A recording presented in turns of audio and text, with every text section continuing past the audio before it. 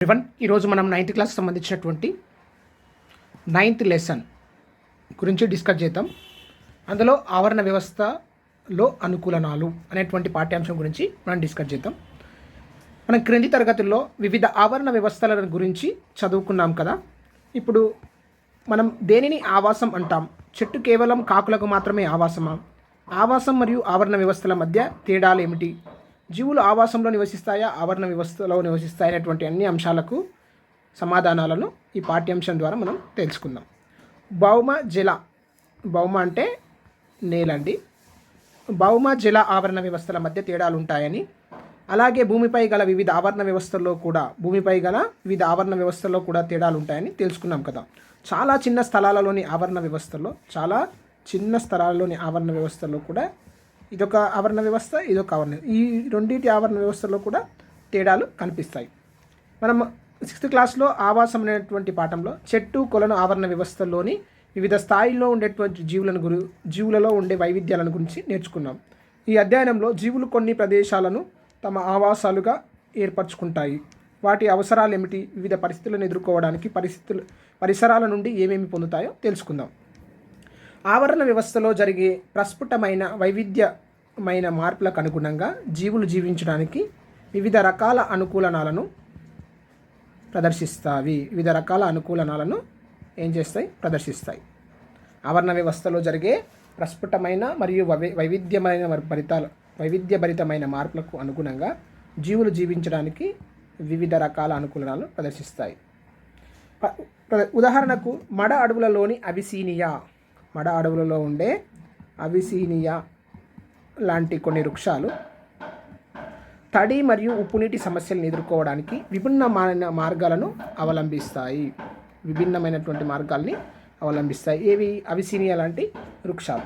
తడి మరియు ఎక్కువ తడి ఉండక ఏమవుతుంది, వాటి యొక్క వేళ్ళు కావలసినటువంటి పోషక పదార్థాలని మరియు మొదలైనటువంటి ఖనిజ లవణాలని శోషించుకోలేవు. అదేవిధంగా ఉప్పునీటి సమస్య ఉంటే ఏముంటుందంటే పారగమ్య త్వచం ద్వారా కావలసినటువంటి పోషకాల శోషణ కానీ విసరణ కానీ అటువంటి ప్రక్రియలు కూడా అంతరాయం అనేటువంటిది ఏర్పడుతుంది.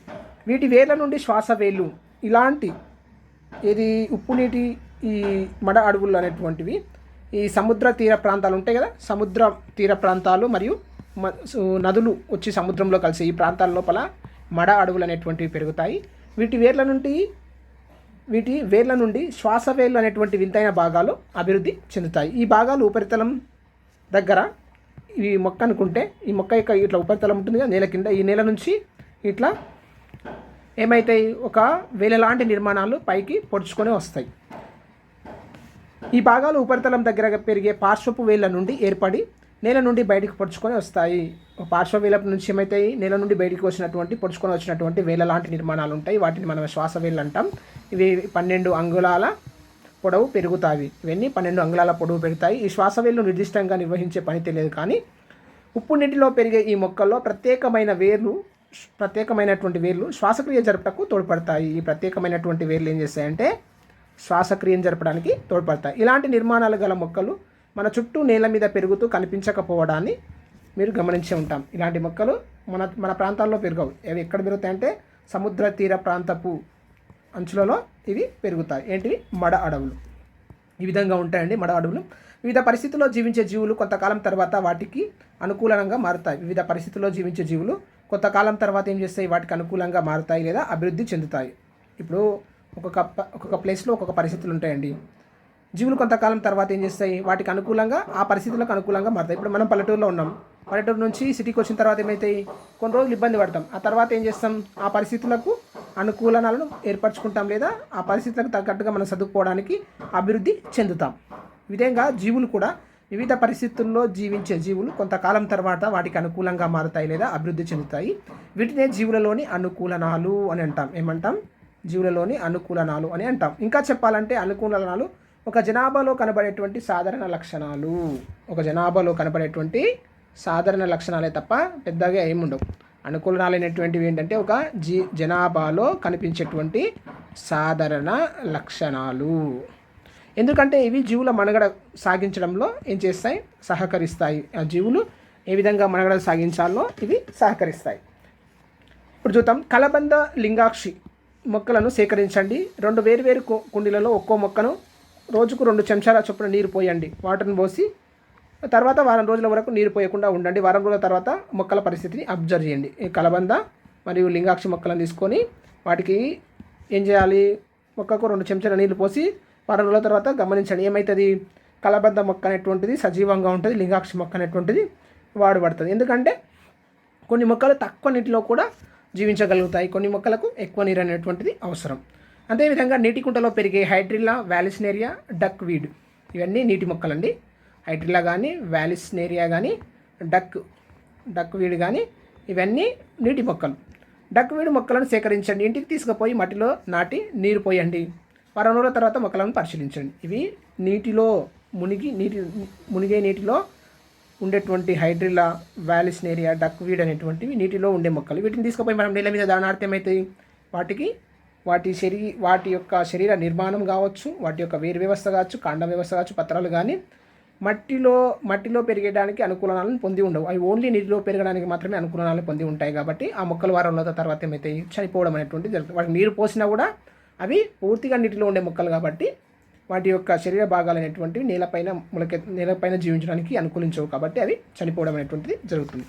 పై కృత్యాలను బట్టి కొన్ని మొక్కలు నీరు లేక త్వరగా వాడిపోతాయి, కొన్ని మొక్కలు నీరు లేకమైనవి త్వరగా వాడిపోయి, మరికొన్ని మొక్కలు అతి తక్కువ నీరు లభించే ప్రాంతాల్లో కూడా పెరుగుతాయి. కొన్ని మొక్కలేమో నీరు లేక తొందరగా వాడిపోతే, మరికొన్ని మొక్కలు తక్కువ నీటిలో కూడా పెరుగుతాయి. పరిసరాల్లోని పరిస్థితులకు అనుగుణంగా నీటి అవసరాలను బట్టి ఒక్కొక్క రకం అనుకూలనాలు చూపిస్తాయి. పరిసరాలలోని పరిస్థితులకు అనుగుణంగా నీటి అవసరాలను బట్టి ఒక్కొక్క రకం అనుకూలనాలను చూపుతాయి అని మనం తెలుస్తుంది.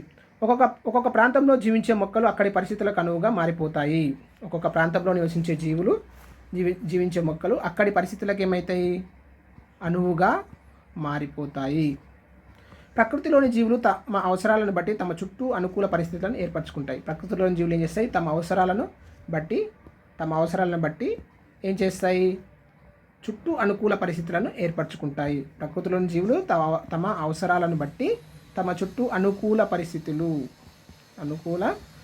ఏర్పరచుకుంటాయి. ఉదాహరణకు నాగజెముడు మొక్కల్లో ఏమవుతాయి, పత్రాలు ఏమవుతాయి, కంటకాలుగా మార్పు చెందడం వలన బాష్పోత్సేకం ద్వారా నీరు వృధా కాకుండా చూస్తాయి. ఇవేం చేస్తాయి, బాష్పోత్సేకం ద్వారా నీరు వృధా కాకుండా చూస్తాయి. కాండంలోని కణజాలం నీటిని నిల్వ చేసి రసభరితంగా మారుతుంది. విధంగా నాగజెముడు లోపల కాండం ఉంటుంది కదా, కాండం ఏమవుతుంది, ఇప్పుడు మనకి ఇక్కడ కనిపించేటివన్నీ పత్రాలు కావండి, ఇవన్నీ కాండం.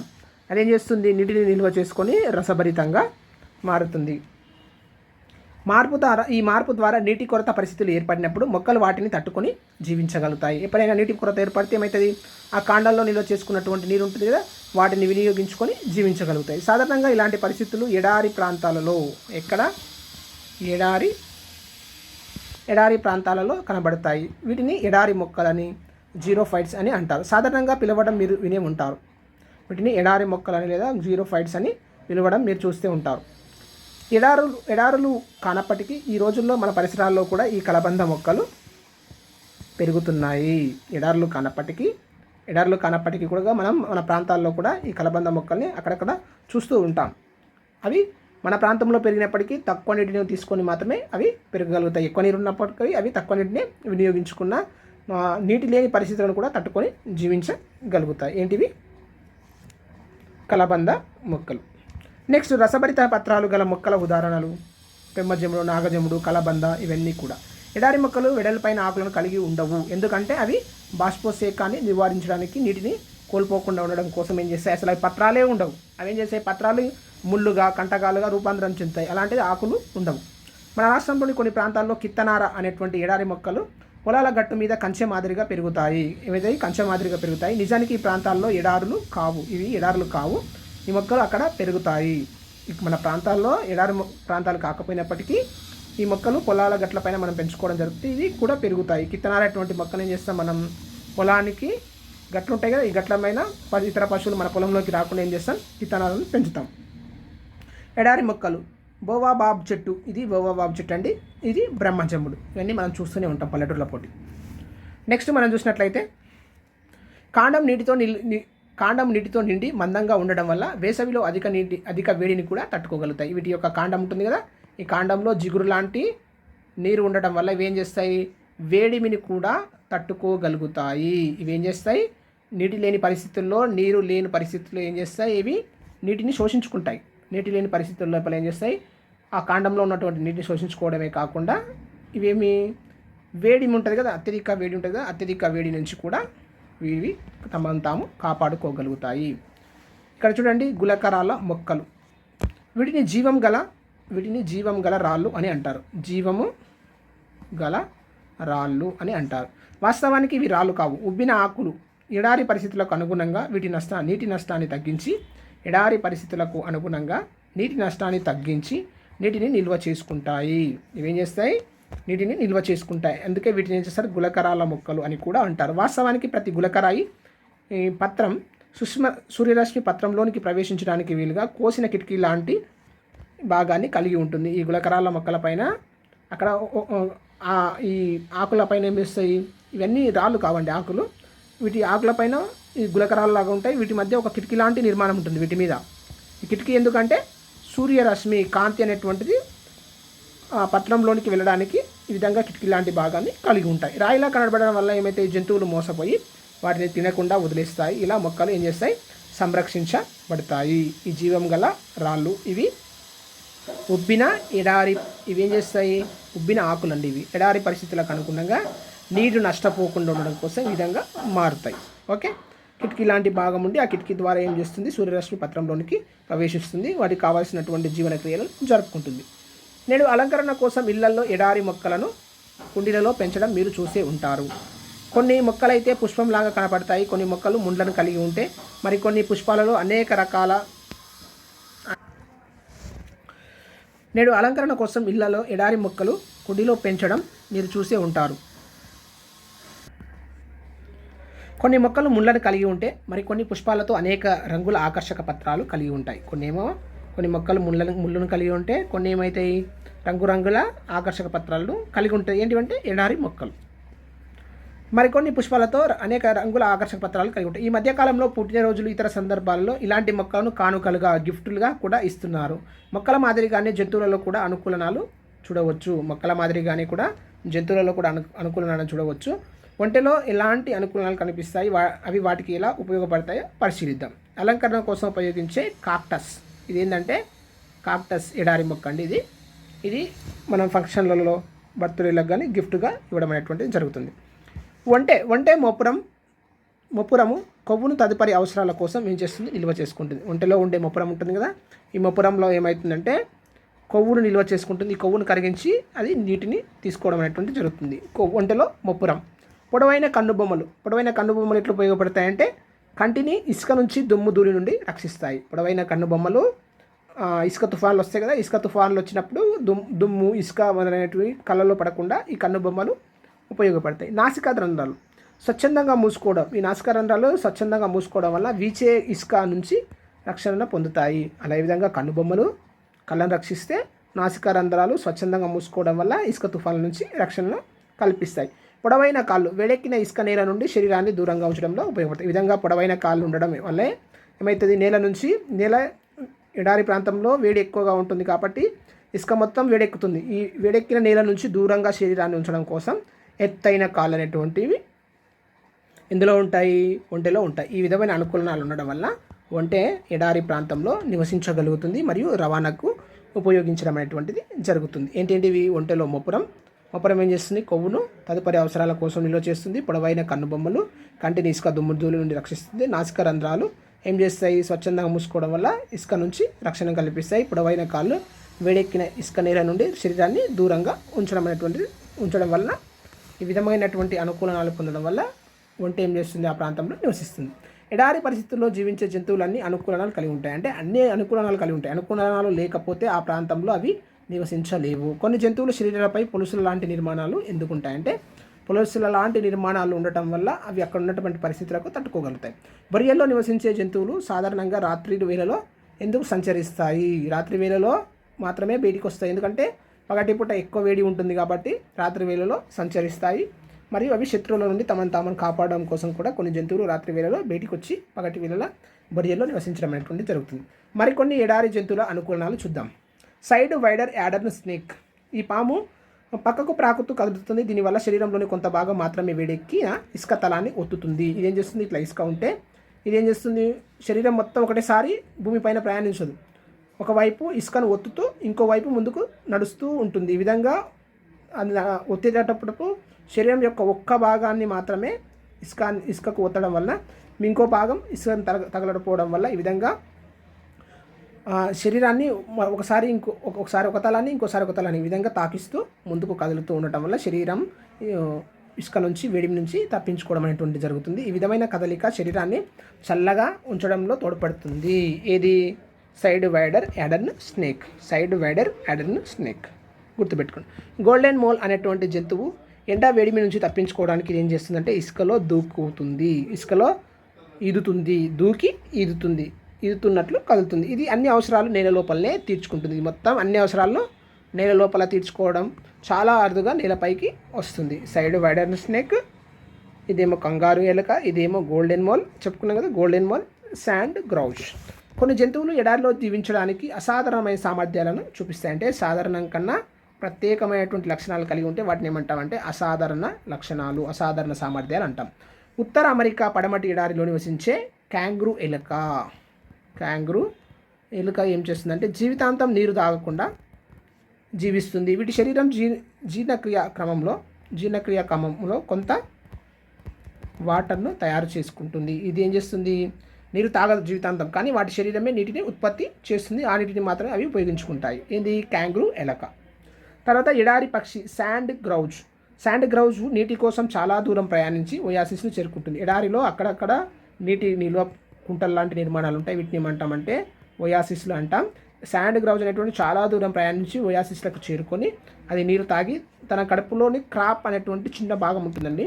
ఆ క్రాప్ అనే భాగంలో నీటిని ముంచుకొని వచ్చి గూటిలోని పిల్లలకు తాగిస్తుంది. అది తాగడమే కాకుండా వాటి పిల్లలకు కూడా నీటిని క్రాప్ అనేటువంటి చిన్న భాగం ద్వారా అందిస్తుంది.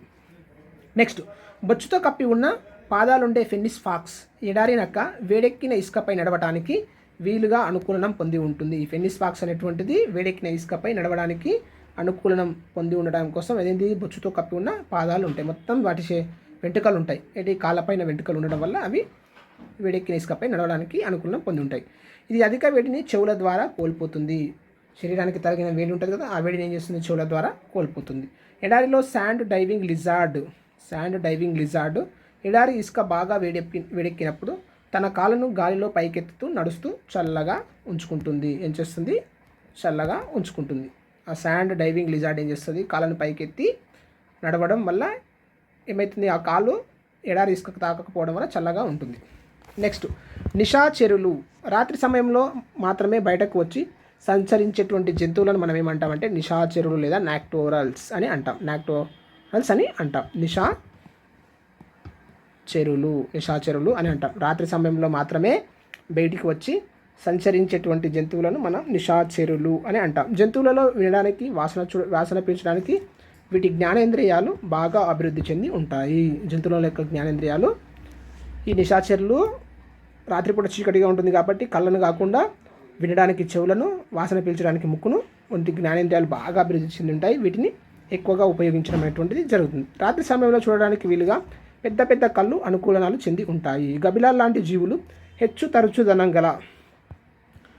తరచుదనం గల శబ్దాలు చేసి వస్తువుల ఉనికిని పసిగడతాయి. ఇవేం చేస్తాయి, వస్తువులు ఎక్కడ ఉన్నాయో, ఇప్పుడు గబిలం ఉందండి, గబిలం ఏం చేస్తుంది, శబ్దాలను చేస్తుంది. ఆ శబ్దాలు చేసి, ఇప్పుడు ఏదైనా వస్తువు ఇక్కడ ఉందనుకో, గబిలం చేసేటువంటి శబ్దం ఉంటుంది, ఆ శబ్దం వెళ్ళి దాని ప్రతిధ్వని రూపంలో వస్తుంది. ఆ ప్రతిధ్వనిని గుర్తించి ఏం చేస్తాయి, అక్కడ ఆహారం ఉందా లేకపోతే ఏదైనా శత్రువులు ఉన్నాయనేటువంటి దాన్ని ఇవి ఏం చేస్తాయి, ఐడెంటిఫై చేస్తాయి గబిలాలు. ఆ విధంగా హెచ్చు తరచుదనం గల శబ్దాలను చేసి వస్తువుల ఉనికిని పసిగట్టి ఆహారాన్ని ఎంచుకుంటాయి. శత్రువుల బారి నుండి తమను తాము రక్షించుకుంటాయి. ఏంటివి, గుడ్లబ్ గూబలు లేదా గబిలాలు ఇలాగే చేస్తాయి. గబిలాలు ముఖ్యంగా.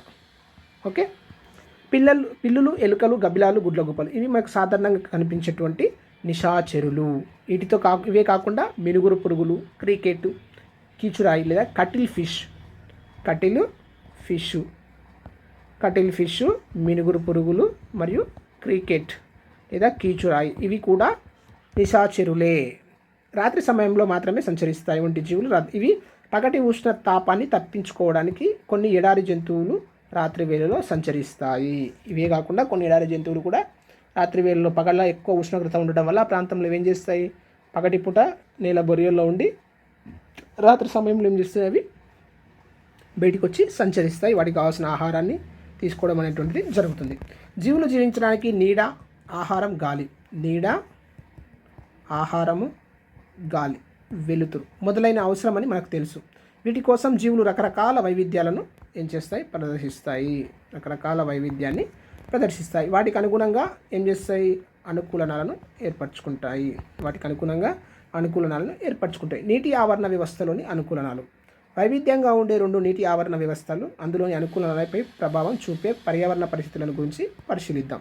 జల ఆవరణ వ్యవస్థలో ప్రధానంగా 2 రకాలుగా వర్గీకరించవచ్చు: మంచినీటి ఆవరణ వ్యవస్థ మరియు ఉప్పు నీటి ఆవరణ వ్యవస్థ.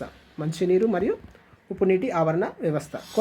కొలనులు, సరస్సులు, నదులు మొదలైనవన్నీ కూడా మంచినీటి ఆవాసాలకు ఎగ్జాంపుల్.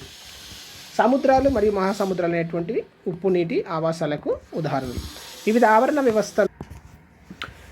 ఆవరణ వ్యవస్థల్లో జీవన పరిస్థితులు వేరువేరుగా ఉండటం వలన అనేక జీవుల్లో అనుకూలనాలు వివిధ రకాలుగా ఉండటాన్ని మనం చూస్తూ ఉంటాం. వివిధ ఆవరణ వ్యవస్థల్లో ఇదొక ఆవరణ వ్యవస్థ, ఇదొక ఆవరణ వ్యవస్థ. ఇక్కడ ఉన్నటువంటి పరిస్థితులు ఒక రకంగా ఉంటాయి, ఇక్కడ ఉన్నటువంటి పరిస్థితులు ఒక రకంగా ఉంటాయి. కాబట్టి వేరువేరుగా ఉండడం వలన అనేక జీవుల్లో అనుకూలనాలు కూడా వివిధ రకాలుగా ఉండటం మనం చూడవచ్చు. నీటిలో నివసించే కొన్ని జంతువులు మీకు తెలిసే ఉంటాయి.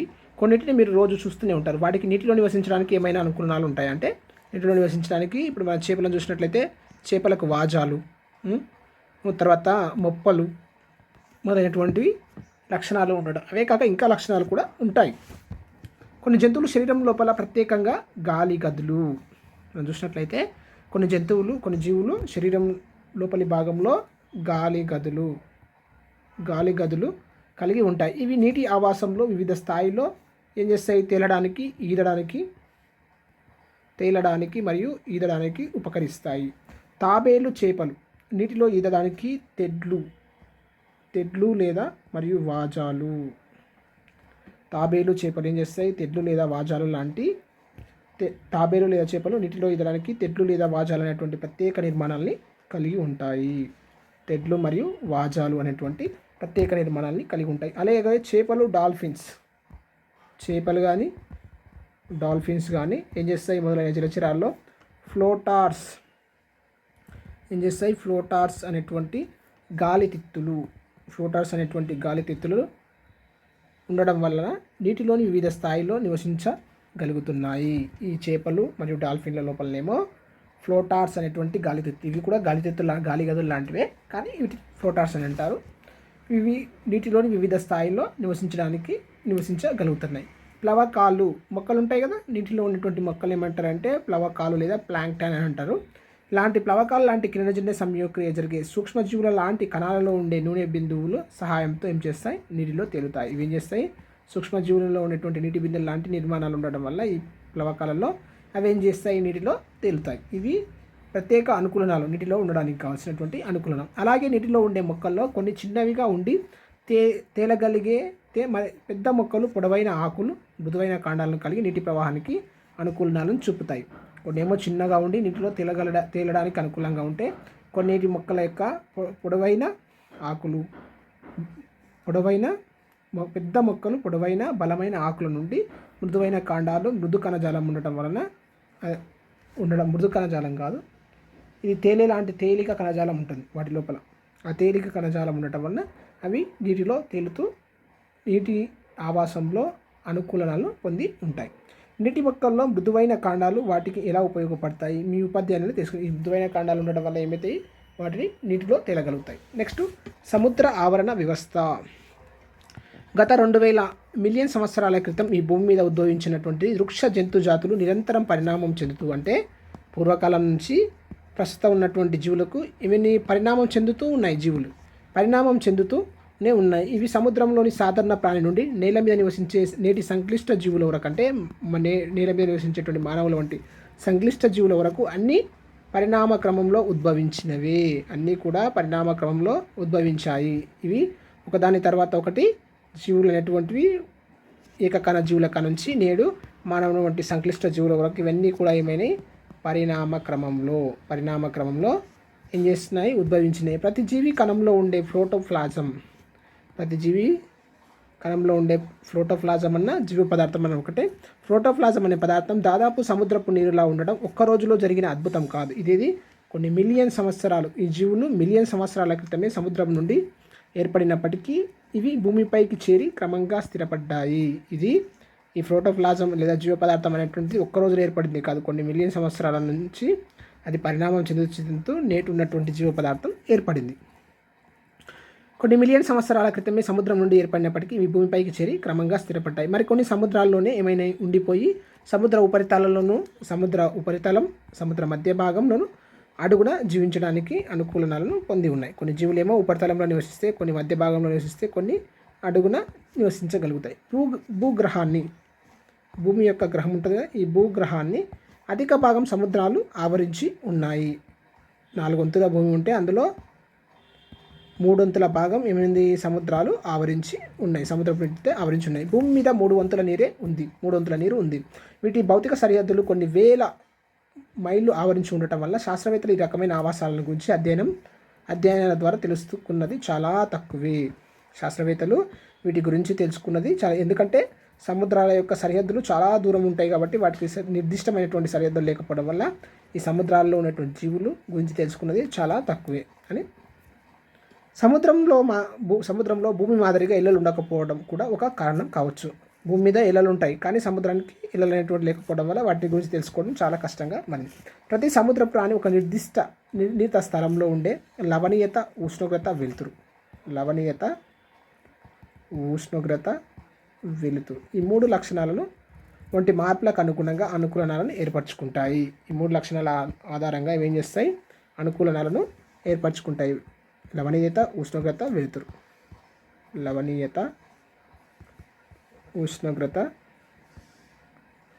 వెలుతురు.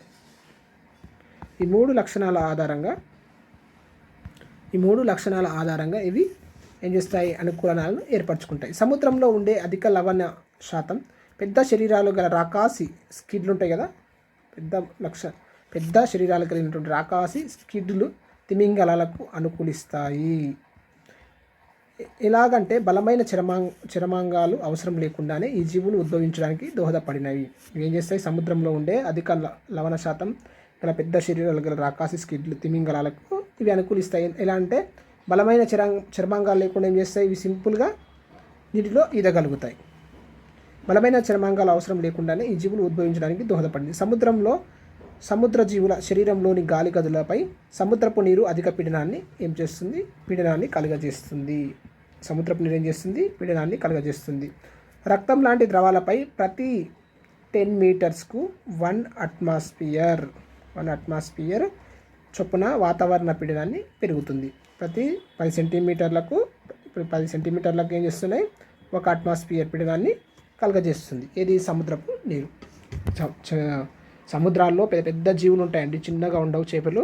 కొన్ని టన్నుల విస్తీర్ణం, చాలా విస్తీర్ణం, కొన్ని టన్నుల బరువును కలిగినటువంటి జీవులు ఉంటాయి కాబట్టి అందులో 10 మీటర్లు పెద్ద లెక్క కాదు. అంటే ఒక 10 మీటర్లకి ఏం చేస్తుంది 1 అట్మాస్ఫియర్ పీడనం సముద్రపు నీరు కలుగజేస్తుంది.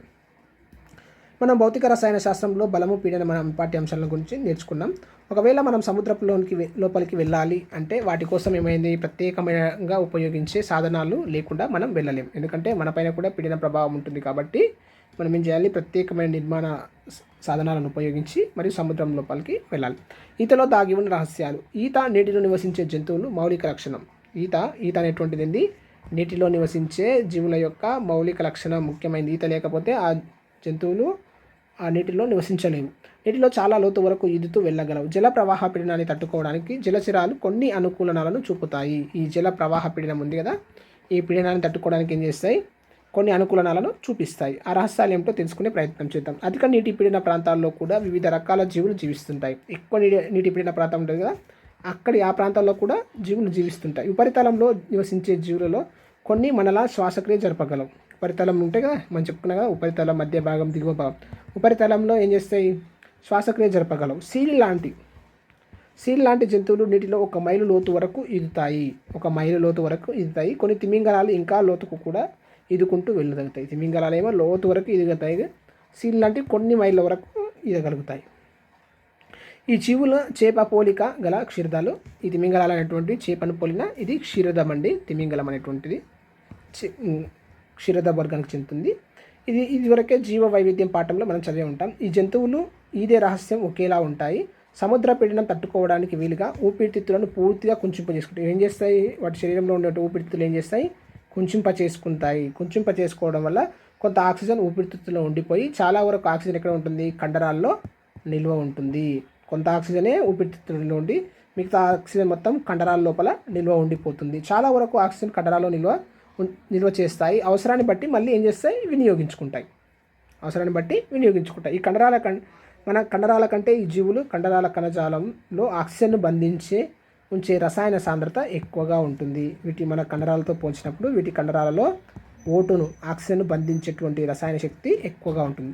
కుంచించిపోయిన ఊపిరితిత్తుల వల్ల సముద్రం లోపల ఈదే క్షీరదాలకు ఇంకొక ప్రయోజనం ఏమిటంటే, ఒకసారి సీల్ చేప ఊపిరితిత్తులు కుంచుకుపోగానే దాని బరువు ఏమవుతుంది? పెరుగుతుంది. శరీర బరువు పెరుగుతుంది. ఊపిరితిత్తులు కుంచుకుపోయగానే శరీర బరువు పెరిగి అది సునాయాసంగా నీటిలో సులభంగా మునగగలుగుతుంది.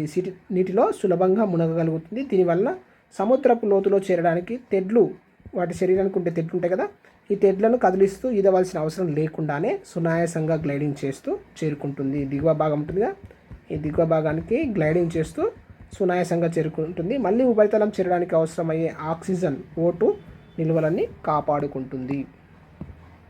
సునాయాసంగా గ్లైడింగ్ చేసుకుంటూ దిగువ భాగానికి చేరుకుంటుంది మరియు ఉపరితలానికి చేరడానికి మళ్ళీ పైకి రావడానికి అవసరమైనటువంటి ఆక్సిజన్ను నిల్వ చేసుకుంటుంది. కండరాలు నిల్వ చేసుకుంటుంది కదా, ఆ ఆక్సిజన్ ఉపయోగించుకొని మళ్ళీ పైకి వచ్చేస్తుంది.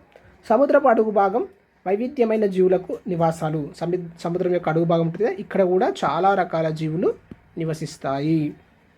కొన్ని సముద్రపు జీవులు శరీర ప్లవనాన్ని సమతాస్థితిలో ఉంచడానికి ఏం చేస్తాయంటే ఊపిరితిత్తులు కాదండి, శరీర ప్లవనాన్ని సమతాస్థితిలో ఉంచడానికి ఈతతిత్తులు లేదా స్విమ్ బ్లడ్డర్స్ ఉంటాయి. ఇవి ఈదే క్షీరదాలు, తిమింగలాలు లేదా సీల్ చేపల లోపల ఉంటాయి. ఇవి ఈదే క్షీరదాలు ఎందులో ఉంటాయి? తిమింగలాలు, సీల్ చేపల లోపల ఈతతిత్తులు ఉంటాయి. శరీరంలో ఉత్పత్తి అయిన వాయువులు తిత్తులలో చేరుట వలన అవి ఏం చేస్తాయి? వ్యాకోచిస్తాయి. శరీరంలో ఉత్పత్తి అయిన వాయువులు ఉంటాయి కదా, ఈ వాయువులు తిత్తులోనికి పోతే అయితే అవి వ్యాకోచించి నీటిలో పైకి కదలగలుగుతాయి. ఈ వాయువులు మరలా రక్తంలో విసరణ చెందుట వలన తిరిగి నీటి లోపలికి వెళ్ళగలుగుతాయి. ఇక్కడ చెప్పుకున్నాం కదా మనం, ఊపిరితిత్తులు కుంచుకుపోగానే ఏమవుతుంది? కండరాల్లోకి వెళ్తుంది. తర్వాత మళ్ళీ ఏమవుతుంది? అదే ఆక్సిజన్ పెంచుకు పైకి వస్తాయి. అట్లా ఇక్కడ ఉన్న తిత్తులకు ఏం చేస్తాయి? శరీరంలో ఉన్న వాయువులు తిత్తుల్లోకి పోతే ఉబ్బుతాయి. ఉబ్బడం వ్యాకోచించడం వల్ల ఉబ్బడం లాంటిది అండి. వ్యాకోచించడం వల్ల నీటిలో పైకి వస్తాయి. మనం బెలూన్స్ కట్టుకుంటే పైకి ఎట్లా వస్తామో అట్లా పైకి తేలుతాయి. మరలా రక్తంలో విసరణ చెందడం వల్ల, అంటే ఆ తిత్తులలో ఉన్నటువంటి వాయువు ఉంటాయి కదా, అవి రక్తంలోకి పోగానే మరి ఏమైతే తిరిగి నీటి లోపలికి వెళ్ళగలుగుతాయి. ఇలాంటి చేపలు సముద్రపు అడుగు భాగం నుండి కొన్ని అడుగుల ఎత్తుల్లో చలనరహితంగా అంటే వేలాడుతూ ఉంటాయి. ఇట్లా నీరు ఉంటుంది, నీటిలో ఇట్లా వేలాడుతూ ఉంటాయి.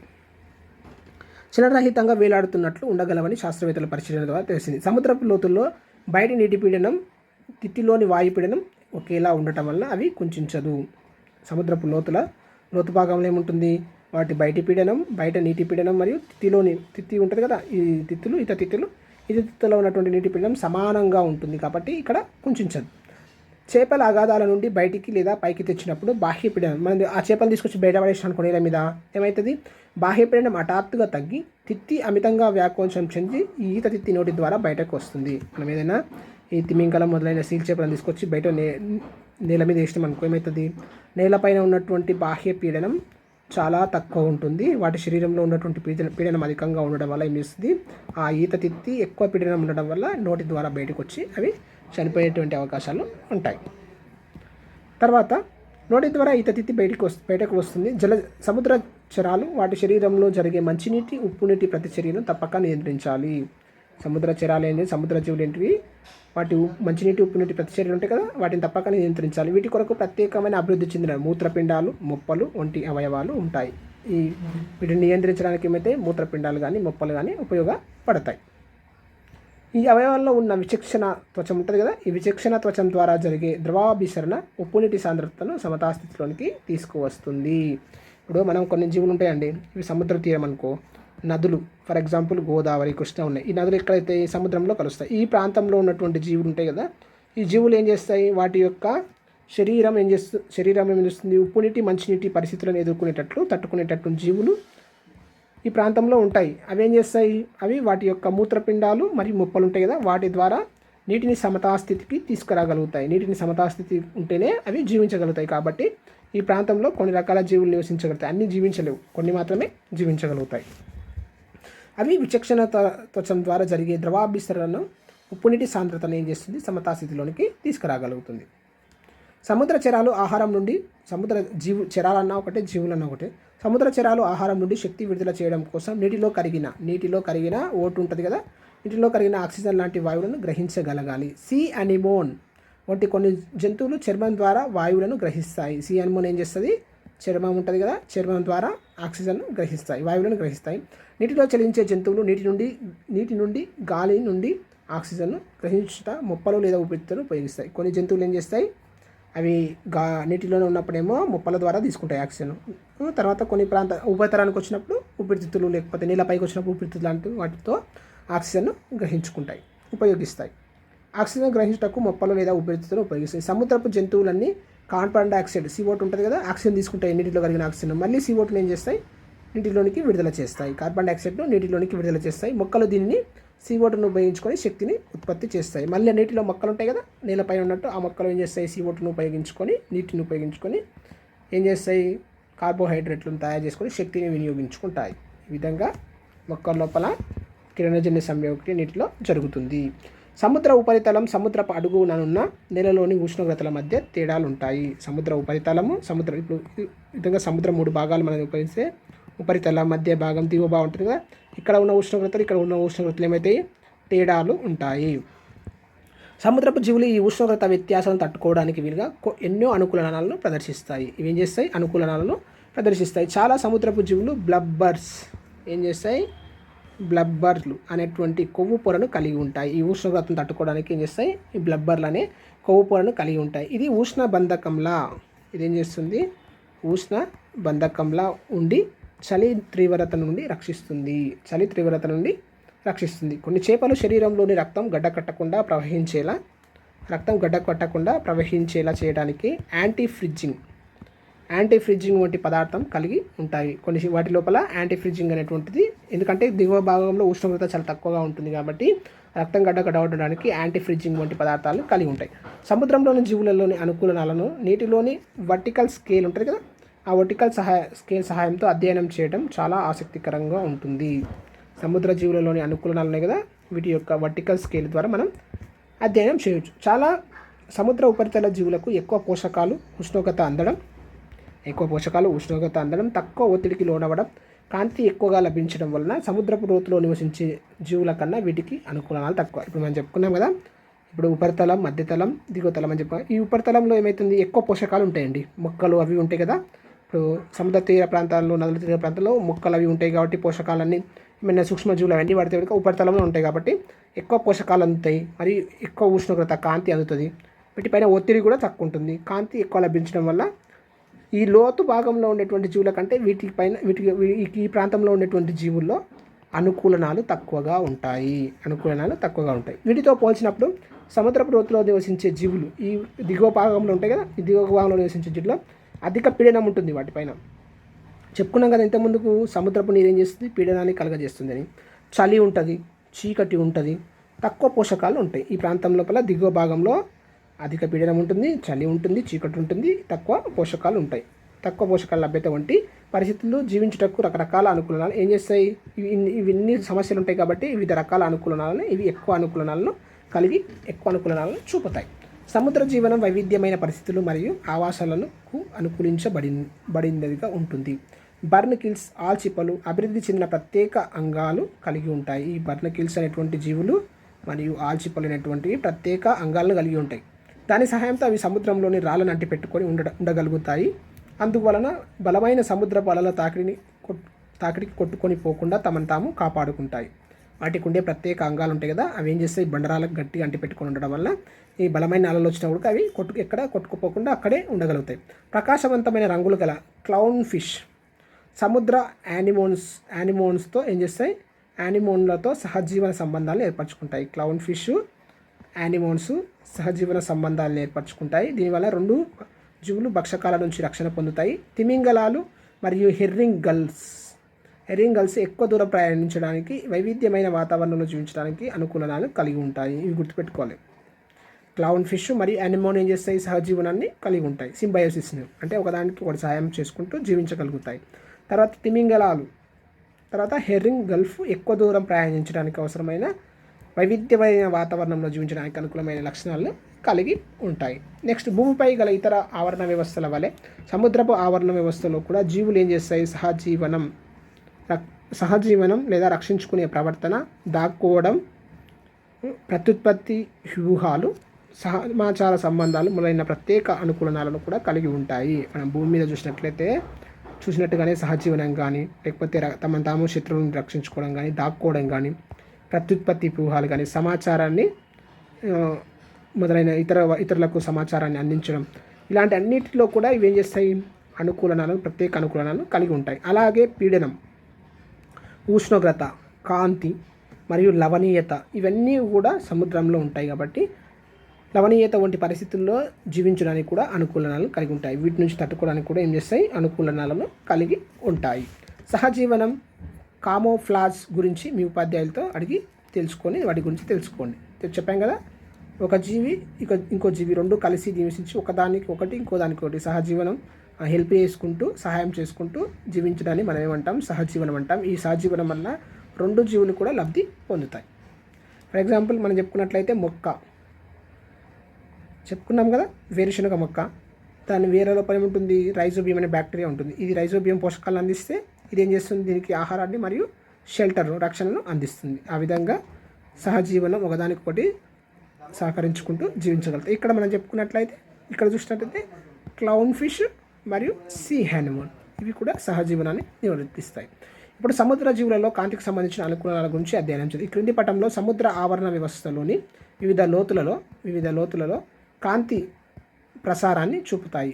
వివిధ జోన్లలో కాంతి ప్రసారాన్ని చూపుతాయి. కాంతి లభ్యతను బట్టి సరిహద్దులు నిర్ణయించడం అనేటువంటిది జరుగుతుంది. వీటిలో కాంతి లభించేటువంటి విధానం ఉంటుంది కదా, దాన్ని బట్టి మనం ఏం చేస్తాం, సరిహద్దులు నిర్ణయించడం అనేటువంటిది జరుగుతుంది. సముద్ర ఆవరణ వ్యవస్థలోని వివిధ మండలాలు ఉంటాయి కదా, ఇదొక మండలం, ఇదొక మండలం. వివిధ మండలాలలో జోన్లు చూడవచ్చు. అలాగే వివిధ లోతుల్లో జీవించే రకరకాల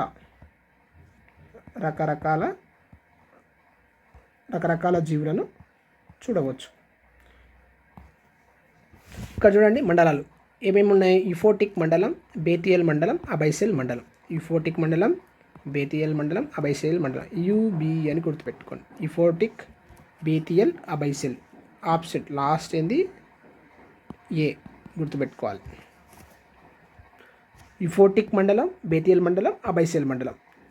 ఎక్కువ కాంతి లభించడం వల్ల ప్రకాశవంతంగా ఉంటుంది. ఇది యుఫోటిక్ మండలము ఎక్కువ కాంతి లభించడం వల్ల ఏమవుతుంది, ప్రకాశవంతంగా ఉంటుంది. ఇక్కడ ఉష్ణోగ్రత ఎంత ఉంటుంది అంటే 30 డిగ్రీల వరకు ఉంటుంది. లోతు ఎంత, 0 to 200 మీటర్స్ను ఉండే. ఇప్పుడు ఈ విధంగా సముద్రం ఉంటే అండి, దాన్ని 3 మండలాలుగా విభజించారు. ఫస్ట్ది యుఫోటిక్ మండలము, రెండవది బేతియల్ మండలము, మూడవది అబైసెల్ మండలం.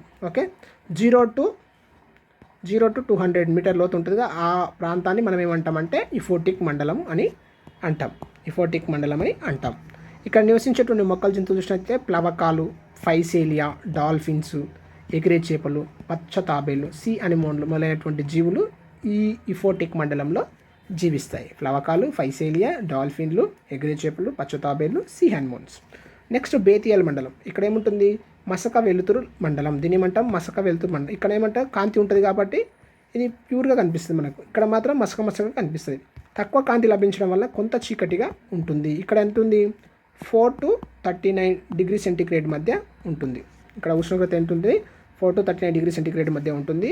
200 మీటర్ల నుంచి 2000 మీటర్ల వరకు ఉండే ప్రాంతాన్ని మనం ఏమంటామంటే బేతియల్ మండలం అని అంటాం.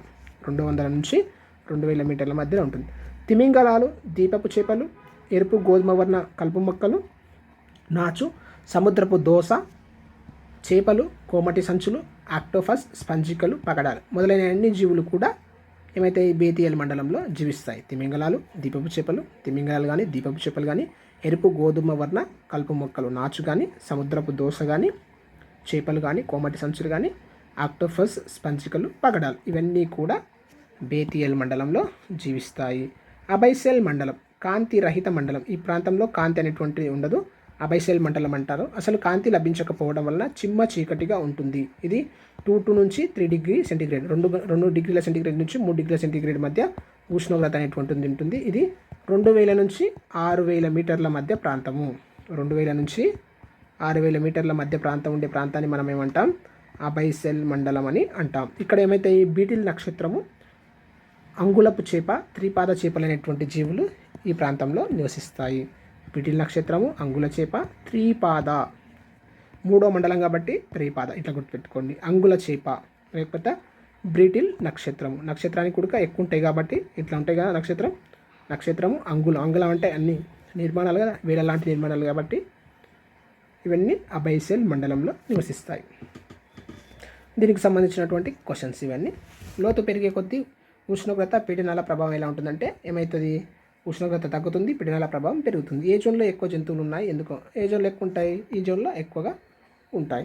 పటంలో చూపిన పరిస్థితులే కాక ఇంకేమైనా సముద్రపు జీవుల అనుకూలనలపై ప్రభావం చూపుతాయా? పట్టికలోని వివరాలను బట్టి ఎన్ని రకాల నిర్జీవాంశాల గురించి తెలుసుకోవచ్చు. కాంతి ప్రసారాన్ని బట్టి ఎన్ని మండలాలు అంటే 3 మండలాలుగా విభజించడం జరిగింది.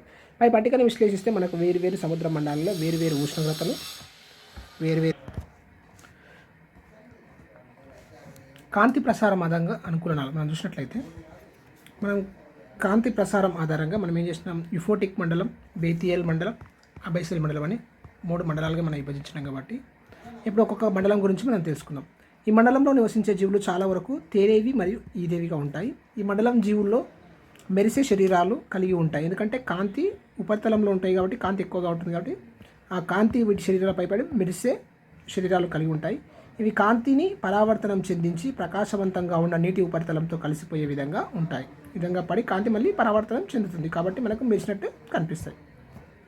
పారదర్శకంగా ఉంటాయి, స్పష్టమైన దృష్టిని కలిగి ఉంటాయి. ఈ మండలంలో మొక్కలు దాదాపు ఆకుపచ్చగా ఉంటాయి. అందుకే ఈ మండలంలో కిరణజన్య సంయోగక్రియ గరిష్టంగా జరుగుతుంది.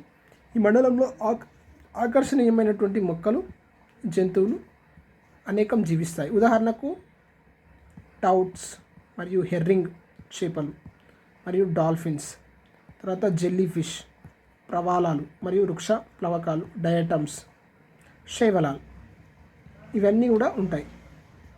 ట్రౌట్స్, ఎర్రింగ్ చేపలు, డాల్ఫిన్స్, జెల్లీ ఫిష్, ప్రవాలాలు, వృక్ష ప్లవకాలు, డయటమ్స్, శైవలాలు ఇవన్నీ కూడా ఈ ప్రాంతంలో ఉండేటువంటి జీవులు.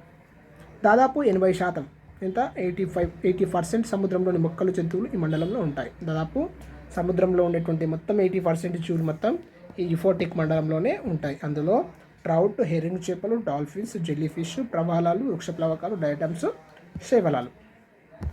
తర్వాత బేతియల్ మండలం. బేతియల్ మండలం చూసినట్లయితే ఈ మండలంలో ఎరుపు మరియు గోధుమ వర్ణపు ఎరుపు మరియు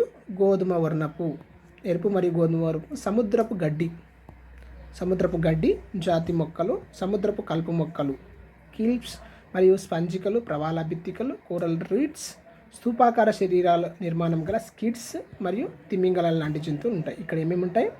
ఎరుపు, గోధుమ వర్ణపు సముద్రపు గడ్డి మరియు కలుపు, సముద్రపు మొక్కలు, స్పంజికలు, ప్రవాల బిత్తికలు, స్తూపాకారపు శరీరం కలిగినటువంటి స్కిడ్స్, తిమింగలాలు లాంటి జంతువులు ఉంటాయి. కొన్ని రకాల జంతువులు శరీరాలు బల్లపరుపుగా ఉంటాయి. ఎట్లుంటాయి? బల్లపరుపుగా ఉంటాయి. ఉదాహరణకు రే ఫిష్ కొన్నిటికి తక్కువ వెలుతురులో చూడడానికి వీలుగా సున్నితంగా ఉండే విశాలమైన పెద్ద కళ్ళు ఉంటాయి. ఈ రే ఫిష్ లాంటిలో ఇవేంటి బల్లపరుపుగా ఉండేటువంటి జీవులు. కొన్నిటిలో తక్కువ వెలుతురులో, అంటే ఇక్కడ వెలుతురు మసకగా ఉంటుంది కాబట్టి తక్కువ వెలుతురులో చూడడానికి వీలుగా సున్నితంగా ఉండే విశాలమైన పెద్ద కళ్ళు ఉంటాయి. తర్వాత అబైసెల్ మండలం. సూర్యకాంతి పూర్తిగా అందదు ఈ ప్రాంతంలో కాబట్టి ఈ మండలం సంవత్సరం పొడవునా ఎట్లుంటుంది? చీకటిగా ఉంటుంది, డార్క్గా ఉంటుంది. కనుక ఇక్కడ కిరణజన్య సంయోగక్రియ అనేటువంటిది జరగదు. సముద్రపు అడుగు భాగాన నివసించేటువంటి జంతువులు చాలా వరకు ఏముంటాయి? భక్షకాలు. చాలా వరకు భక్షకాలు లేదా పారిశుద్ధ్య జీవులు. భక్షకాలు మరియు పారిశుద్ధ్య జీవులు. భక్షించబోయే జంతువులు తప్పించుకోకుండా ఉండేందుకు పెద్ద జంతువులకు విశాలమైన నోరు. ఇవేంటి? ఇప్పుడు మనం ఇక్కడ జీవి ఉందండి, దీన్ని భక్షించడానికి అంటే తినడానికి వెళ్తుంది. ఈ జీవులు తప్పించుకోకుండా ఉండడానికి ఏం చేస్తాయి? వీటికి పెద్ద విశాలమైన నోరు, పెద్దగా వంకర తిరిగిన పళ్ళు ఉంటాయి. ఇట్లా వంకర తిరిగిన పళ్ళు ఉంటాయి, ఇట్లుంటాయి. ఎందుకంటే జీవిని తీసుకున్నాక లోపలికి ఇది బయటికి పోకుండా తప్పించుకోకుండా ఉండడం కోసం ఇక్కడ చిక్కుబడుతుంది కాబట్టి వంకర తిరిగినటువంటి పళ్ళు. ఈ జీవులలో అస్థిపంజరం ఉండకపోవడం, తర్వాత బల్లపరుపు శరీరాలు లాంటి ఇతర లక్షణాలను మనం గమనించవచ్చు. ఈ ప్రాంతంలో ఉండేటువంటి జీవులు వీటికి ఆహారం దొరికేదే చాలా తక్కువ కాబట్టి దొరికిన ఆహారం తప్పించుకోకుండా ఉండడానికి పెద్ద నోరు మరియు వంకర తిరిగినటువంటి పళ్ళు ఉంటాయి. తర్వాత శరీరం బల్లపరుపు లాంటి లక్షణాలను ఉంటుంది, అస్థిపంజరం ఉండదు. ఈ జీవులకు పొట్ట కింద, కళ్ళ చుట్టూ మరియు శరీరపు పార్శ్వ భాగాల్లో కాంతిని ఉత్పత్తి చేసే ప్రత్యేక అవయవాలు ఉంటాయి. ఇక్కడ కళ్ళ చుట్టూ మరియు శరీర పార్శ్వ భాగాలు ఉంటాయి కదా, ఇక్కడ ఈ పార్శ్వ భాగాల్లో మరియు కాంతిని ఉత్పత్తి చేసే ప్రత్యేక అవయవాలు ఉంటాయి. ఎందుకంటే ఇక్కడ చీకటి ఎక్కువ ఉంటుంది కాబట్టి వాటి శరీరాలే కాంతిని ఉత్పత్తి చేస్తాయి. కొన్ని జీవులలో కళ్ళు ఉన్నప్పటికీ అవి పనిచేయవు, ఎందుకంటే ఇక్కడ చీకటి ఎక్కువగా ఉంటుంది కాబట్టి. మరికొన్ని జీవులు జీవ సందీప్తిని, బయోలూమినిసెన్స్ను ప్రదర్శిస్తాయి. ఏం చేస్తాయి? జీవ సందీప్తిని ప్రదర్శిస్తాయి. అంటే వాటి శరీరాలు ఏం చేస్తాయి? కాంతిని ఉత్పత్తి చేస్తాయి. దాన్ని మనం జీవ సందీప్తి లేదా బయోలూమినిసెన్స్ అని అంటాము. జీవ సందీప్తి వల్ల చీకటిలో కూడా ఇవి ప్రకాశవంతంగా కనిపిస్తాయి. చీకటిలో కూడా ఇవి ఏం చేస్తాయి? ప్రకాశవంతంగా కనిపిస్తాయి. ఇంకో ఎగ్లర్ చేప మరియు జాయింట్ స్కిడ్. మనం ఇక్కడ చెప్పుకున్నాం కదా స్కిడ్ని. ఎలక్ట్రిక్ ఈల్ అనేటువంటి చేపలు దాదాపు 600 వోల్టుల విద్యుత్ ఉత్పత్తి చేయగల సామర్థ్యం కలిగి ఉంటుంది. ఈ విద్యుత్తును ఉపయోగించి అవి శత్రువుల బారి నుండి తమను తాము కాపాడుకుంటాయి. వీటి పేరు ఈల్ అనగా స్వర్పము అయినప్పటికీ ఇది పాము కాదు, ఒక రకమైన కత్తి చేప మాత్రమే. ఇది ఇట్లా కత్తిలాగా ఉంటుంది. ఇది ఈల్, ఎలక్ట్రికల్ ఈల్ చేప. ఇది ఏం చేస్తుంది? 600 వోల్టుల విద్యుత్తును ఉత్పత్తి చేస్తుంది. నెక్స్ట్ జెల్లీ చేపలు మరియు విచ్ఛిన్నకారులు. ఈ రెండింటిలో యూఫోటిక్ మండలంలో ఉండే జీవి ఏది? మనం చూసుకున్నాం కదా, ఇక్కడ 3 రకాల జీవులను చెప్పుకున్నాం కదా. ఇవి ఏం చేస్తాయి? ఇవి ఉంటాయి. యూఫోటిక్ జోన్ జీవులు ఎలాంటి అనుకూలనాలు ఉంటాయి అంటే వీటిలో యూఫోటిక్ మండలంలో చాలా తక్కువ అనుకూలనాలు ఉంటాయి. అబైసియల్ జోన్ జీవులలో కనిపించే అనుకూలనాలు అంటే వాటికంటే వీటిలో కొద్దిగా ఎక్కువ అనుకూలనాలు ఉంటాయి. బేతియల్ మండలం, అబైసియల్ మండలం ఉంది కదా, అబైసియల్ మండలం అనేటువంటిది కింది మండలం. వీటిలో ఎక్కువ అనుకూలనాలు ఉంటాయి. బేతియల్ మండలంలో యూఫోటిక్ మండలంతో పోస్తే కొద్దిగా ఎక్కువ అనుకూలనాలు ఉంటాయి.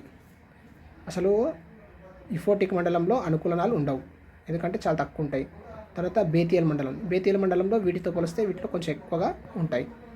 అబైసియల్ మండలం చూస్తే ఎక్కువ అనుకూలనాలు కలిగి ఉంటాయి, ఎందుకంటే ఇక్కడ అన్నీ పీడనం కానీ, ఉష్ణోగ్రత తక్కువ కానీ, సూర్యకాంతి తక్కువ, ఆక్సిజన్ తక్కువ ఇవన్నీ ఉండడం వల్ల అబైసియల్ మండలంలో ఎక్కువ అనుకూలనాలు కనిపిస్తాయి.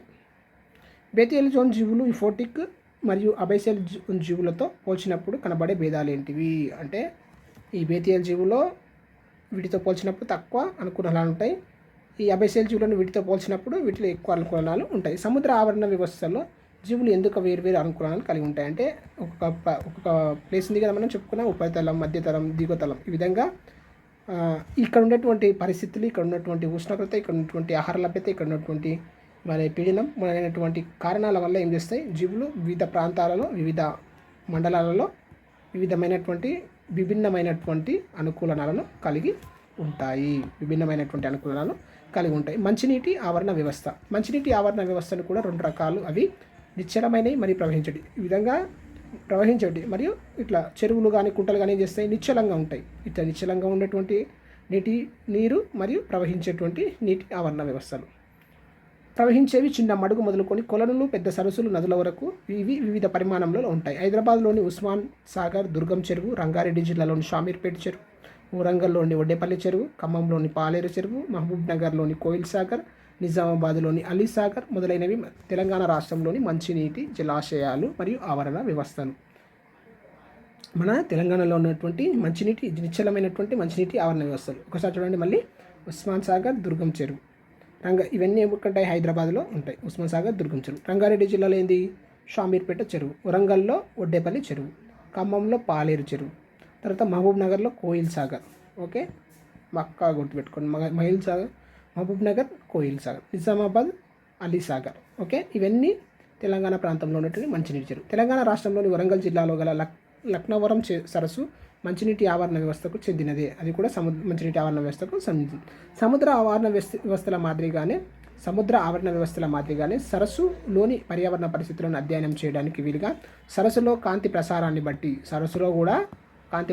బట్టి 3 మండలాలుగా విభజించడం అనేటువంటిది జరిగింది. అవి వేలాంచల మండలం, లిమ్నటిక్ మండలం, ప్రొపండల్ మండలం. వేలాంచల మండలము, లిమ్నటిక్ మండలము మరియు ప్రొపండల్ మండలం అనేటువంటి 3 మండలాలుగా 3 జోన్లుగా విభజించడం అనేటువంటి జరిగింది. దీని మంచినీటి ఆవరణ వ్యవస్థను కూడా ఈ జోన్లలో కాంతి లభించే పరిమాణాన్ని బట్టి వివిధ రకాల జీవులు జీవిస్తూ ఉంటాయి. కాంతి అంటే సూర్యరశ్మి, లవణీయత, ఫుడ్, ఆహారము, ఆక్సిజన్ ఈ అంశాలను బట్టి వివిధ కారకాలు జీవులపై, వాటి జనాభాపై రకరకాలుగా ప్రభావితం చేస్తాయి. ఇవి ఎన్ని కారకాలు ఉన్నాయి కదా, కాంతి కావచ్చు, లవణీయత కావచ్చు, ఆక్సిజన్ కావచ్చు, ఆహారం కావచ్చు, వంటి వివిధ కారకాలు జీవులపై, వాటి జనాభాపై రకరకాలుగా ప్రభావితం చేస్తాయి. ఫస్ట్ లిటోరల్ మండలం. సరస్సు ఒడ్డున తక్కువ లోతు గల భాగాన్ని ఇది మనం చూసినట్లయితే సరస్సు ఈ విధంగా ఉంటుంది కదా, సరస్సు ఈ విధంగా ఉంటుంది. ఇక్కడ తక్కువ ఈ అంచు ఉంటుంది, అంచు భాగాన్ని మనం ఏమంటాం, తక్కువ లోతు ఉంటుంది కాబట్టి ఇక్కడ లిటోరల్ అని అంటాం. లిటోరల్ భాగం. సరస్సు ఒడ్డున తక్కువ లోతు గల భాగాన్ని ఏమంటాం, లిటోరల్ మండలం అని అంటాం ఈ ప్రాంతాన్ని. ఇప్పుడు ఇట్లా మనం పోయే కొద్దీ ఇది సరస్సు అంచు ప్రాంతం, తర్వాత లోపలికి పోయే ప్రాంతం, తర్వాత మళ్ళీ లోపలి ప్రాంతం. ఈ మండలం సమీపంలో నీరు మట్టితో కలిసి మడ్డిగా ఉంటుంది. ఇక్కడ మట్టి ఉంటుంది కాబట్టి ఇక్కడ ఉన్నటువంటి నీరు ఎటువంటిది, మడ్డిగా ఉంటుంది. సరస్సు ఒడ్డున వెచ్చగా నుండే పైభాగం నత్తలు, రొయ్యలు, చేపలు, ఉభయచరాలు, తూనీగ గుడ్లు, లార్వాలు నిలయంగా ఉంటుంది. ఈ మండలంలో ఏమేమి జీవులు ఉంటాయంటే నత్తలు ఉంటాయి, రొయ్యలు ఉంటాయి, చేపలు ఉంటాయి, ఉభయచరాలు కప్ప లాంటివి ఉంటాయి, తూనీగ గుడ్లు ఉంటాయి, లార్వాలు మొదలైనవి ఉంటాయి. ఈ మండలంలో అనేక జీవులు అభివృద్ధి చెంది దృష్టి జ్ఞానం ఉంటుంది. ఎందుకంటే ఈ ప్రాంతం బయటి వైపు ఉంటుంది కాబట్టి దృష్టి జ్ఞానాన్ని కలిగి ఉంటాయి. ఈ మండలంలో వేగంగా ఈదగలిగే జీవులు, తక్కువ రంగు గల మరియు బూడిద వర్ణం శరీరం గల జీవులు నివసిస్తాయి. అనేక రకాల శైవల జాతులు, నాచులు కానీ, బురద తామర కానీ, వ్యాలిస్నేరియా కానీ, హైడ్రిల్లా లాంటి మొక్కలు ఇందులో ఉంటాయి. నాచులు, బురద తామర, వ్యాలిస్నేరియా మరియు హైడ్రిల్లా ఇవన్నీ ఇలాంటి నీటి మొక్కలన్నీ కూడా ఈ ప్రాంతంలో ఉంటాయి. ఈ మండలంలో కిరణజన్య సంయోగ క్రియ, ఫోటోసింథసిస్ ఎక్కువగా జరుగుతుంది. ఈ మొక్కల్లో ఏం చేస్తాయి, ఫోటోసింథసిస్, కిరణజన్య సంయోగ క్రియను కూడా జరుపుకుంటాయి. తాబేలు, పాములు, బాతులు ఈ మండలంలోని భక్షకాలుగా జీవిస్తాయి. పాములు కావచ్చు, తాబేలు కావచ్చు, బాతులు కావచ్చు, ఈ మండలంలోని భక్షకాలుగా జీవిస్తాయి. ఓకే, నెక్స్ట్ లిమ్నటిక్ మండలం. సరస్సులోని నీటి పైభాగం అంటే ఉపరితలంలో, ఇక్కడ మనం చెప్పుకున్నాం కదా, ఇదేమో అంచు భాగంలో లిమ్నటిక్ మండలం. తర్వాత ఇక్కడ ఉన్నటువంటి ఉపరితలం ఉంటుంది కదా, ఇదంతా ఇక్కడ చెప్పుకున్నది ఏంటంటే లిటోరల్. ఇది సముద్రానికి ఈ సరస్సుకు పక్కన ఉండేటివి మడ్డి లాంటి నీటితో కలిగి ఉండేటువంటిది లిటోరల్. ఇదేమో లిమ్నటిక్. ఇక్కడ ఈ ప్రాంతానికి కొంచెం దూరంలో ఉంటుంది చూసిన, దాన్ని ఏమంటాం, లిమ్నటిక్ అంటాం. కింది దాన్ని ఏమంటామంటే ప్రొపండల్ అని అంటాం. ఈ 3 భాగాలు లిటోరల్, లిమ్నటిక్, ప్రొపండల్. ఓకే, సరస్సులోని నీటి పై భాగంలో ఉపరితలంలో బయటకు కనిపించే భాగాన్ని మనం లిమ్నటిక్ మండలం అని అంటాం. ఈ భాగంలో ఎక్కువ కాంతిని స్వీకరిస్తుంది. ఎందుకంటే మొత్తం భాగం ఇక్కడనే ఉంటుంది కాబట్టి, ఈ ఉపరితలం ఉంటుంది కాబట్టి ఇది కాంతిని స్వీకరిస్తుంది. ఈ మండలంలో ఎన్నో రకాల మంచినీటి చేపలు ఉంటాయి. అవి పరిసరాలతో కలిసిపోయే విధంగా ప్రకాశవంతంగా ఉండి బూడిద వర్ణము, వెండి, నలుపు రంగు పొలుసులు ఉంటాయి. బూడిద వర్ణము మరియు వెండి, నలుపు రంగు పొలుసులు కలిగి ఉంటాయి. పారదర్శకంగా లేదా తెలుపు శరీరాలు కల డాప్నియా, సైక్లాప్స్ మరియు చిన్న ష్రింపు చేపలు కూడా ఈ మండలంలో ఉంటాయి. డాఫ్నియా, సైక్లాప్స్, చిన్న ష్రింపు చేపలు ఈ మండలంలో ఉంటాయి. అదేవిధంగా నీటిపై తేలే మొక్కలు ఏంటంటివి, గుర్రపు డెక్క, అంతర్తామర, బుడగ తామర మొదలైన వాటితో పాటు వివిధ రకాల శైవలాలు ఇక్కడ కనిపిస్తాయి. గుర్రపు డెక్క, అంతర్తామర, బుడగ తామర, శైవలాలు ఇవన్నీ కూడా ఈ ప్రాంతంలో కనిపించేటువంటి మొక్కలు. ఇవి ఇక్కడ కిరణజన్య సంయోగక్రియ అధికంగా జరుగుతుంది. ఎందుకంటే కాంతి అవైలబుల్గా ఉంటుంది కాబట్టి, ఉపరితలమే కాబట్టి ఇక్కడ కూడా కిరణజన్య సంయోగక్రియ అధికంగా జరుగుతుంది. లిట్టోరల్ లిమ్నటిక్ మండలాలు రెండూ కూడా కాంతి ప్రసార మండలాలే. ఈ లిట్టోరల్ కానీ ఈ విధంగా మనం చూసినట్లయితే ఇదేమో సరస్సు అంచు భాగం, ఇదేమో ఉపరితల భాగం, ఇదేమో లిట్టోరల్, ఇదేమో లిమ్నటిక్. ఈ రెండు కూడా కాంతి ప్రసారం అవుతుంది కాబట్టి ఈ రెండింటిని కూడా కాంతి ప్రసార మండలాలు అని అంటాం. నెక్స్ట్, పాక్షికంగా నీటిలో మునిగి ఉండే మొక్కలు, కాండాలు, ఆకులు, వేర్లు, గాలితో నిండిన అనేక ఖాళీ స్థలాలు ఉంటాయి. వీటి లోపల ఏం చేస్తాయి? కాండాల లోపల కానీ, ఆకుల లోపల కానీ, గాలిలో వేర్లలో కానీ గాలితో నిండినటువంటి అనేక ఖాళీ స్థలాలు ఉంటాయి మొక్కల లోపల. ఇవి మొక్కల్లో వాయు మార్పిడి మరియు సమతా స్థితికి తోడ్పడతాయి. గుర్రపు డెక్క పత్రం అంచులలో గాలితో నిండిన నిర్మాణాలు ఉంటాయి. గుర్రపు డెక్క చూసిన వీటి అంచులు ఉంటాయి కదా, వీటి అంచులు మొత్తం గాలితో నిండి ఉండడం వలన మొక్క నీటిపై తేలుతుంది. కల్వ మొక్కలో ఆకులు బల్లపరుపుగా ఉండి, తామర చూసిన కల్వ మొక్క బల్లపరుపుగా ఉండి ఇట్లా బల్లపరుపుగా ఉండి మైనపు పూత గల ఉపరితలంలో పత్రరంధ్రాలు ఉంటాయి. ఈ విధంగా పత్రరంధ్రాల పైన ఉంటే మైనపు పూత ఉంటుంది. పూర్తిగా నీటిలో తేలియాడే హైడ్రిల్లా మొక్కలో పత్రరంధ్రాలు ఉండవు. హైడ్రిల్లా మొక్కల లోపల నీటిలో మునిగి ఉండే హైడ్రిల్లా ఉంటుంది కదా, వాటిలో పత్రరంధ్రాలు ఉండవు. పల్చని ఆకులు, సులభంగా వంగే కాండాలు కలిగి ఉంటాయి. పల్చని ఆకులు ఉంటాయి, సులభంగా వంగే కాండాలు ఉంటాయి. హైడ్రిల్లా మొక్కల్లో కనబడే అనుకూలనాలు ఇతర మొక్కల కన్నా మిన్నగా ఉండడానికి గల కారణం ఏమిటో పరిశీలిద్దాం. కాంతి తీవ్రత తక్కువగా ఉన్నప్పటికీ ఇవి బాగా పెరగగలవు. ఇవి నీటి లోపల ఉంటాయి కాబట్టి కాంతి తక్కువగా ఉన్నాయి, బాగా పెరగగలవు. నీటి నుండి CO2ను బాగా గ్రహిస్తాయి. ఇవేంటి? హైడ్రిల్లా మొక్కలు CO2ను, కార్బన్ డైఆక్సైడ్ను బాగా గ్రహించగలవు. తదుపరి అవసరాల కోసం పోషకాలను నిల్వ చేయగలవు. తదుపరి అవసరాల కోసం చేస్తే ఎక్కువ పోషకాలను నిల్వ చేసుకుంటాయి. నీటి ప్రవాహ వేగము, ఎద్దడి వంటి వివిధ రకాల పరిస్థితులను ఇవి తట్టుకోగలవు. నీటి ప్రవాహం తక్కువగా ఉన్న మరియు ఎద్దడి ఎక్కువగా ఉన్న ఉడక, ఎద్దడి అంటే నీటి లేని పరిస్థితులు ఉన్నా కూడా ఇవి తట్టుకోగలవు. లవణీయత ఎక్కువగా ఉన్న ఉప్పు నీటిలో కూడా పెరుగుతాయి. ఇవేం చేస్తాయి? సాల్ట్ పర్సెంటేజ్, లవణీయత అధికంగా ఉన్న నీటిలో కూడా ఇవి హైడ్రిల్లా పెరగగలుగుతాయి. వీటిలో కాంతి తీవ్రత తక్కువగా ఉన్నప్పటికీ ఎక్కువ పెరుగుతాయి, కార్బన్ డైఆక్సైడ్ గ్రహిస్తాయి, పోషకాలు నిల్వ చేసుకుంటాయి, నీటి ప్రవాహ ఎదురుకి తట్టుకుంటాయి, లవణీయతను ఎక్కువగా ఉన్న నీటిలో కూడా పెరుగుతాయి, లైంగిక విధానాల ద్వారా ప్రత్యుత్పత్తిని జరుపుకుంటాయి. ఇవన్నీ హైడ్రిల్లా మొక్కల్లో ఉండేటువంటి అనుకూలనాలు. అలైంగిక విధానాల్లో ప్రత్యుత్పత్తిని జరుపుకుంటాయి. తర్వాత ప్రొపండల్ మండలం, చివరి మండలం మేము చెప్పుకున్నాం కదా, ఇదేమో లిట్టోరల్, ఇదేమో లిమ్నటిక్. ఈ క్రింది భాగంలో ఉండేది ప్రొపండల్ మండలము. ఈ మండలం తక్కువ వెలుతురును, మసకగా, చల్లగా ఉంటుంది. ఈ ప్రాంతంలో చాలా వరకు డెట్రివోరస్ లేదా పృత్తికహారులు అంటే చనిపోయిన జీవులు ఉంటాయి చూసినా, వాటిని మనం ఏమంటాం?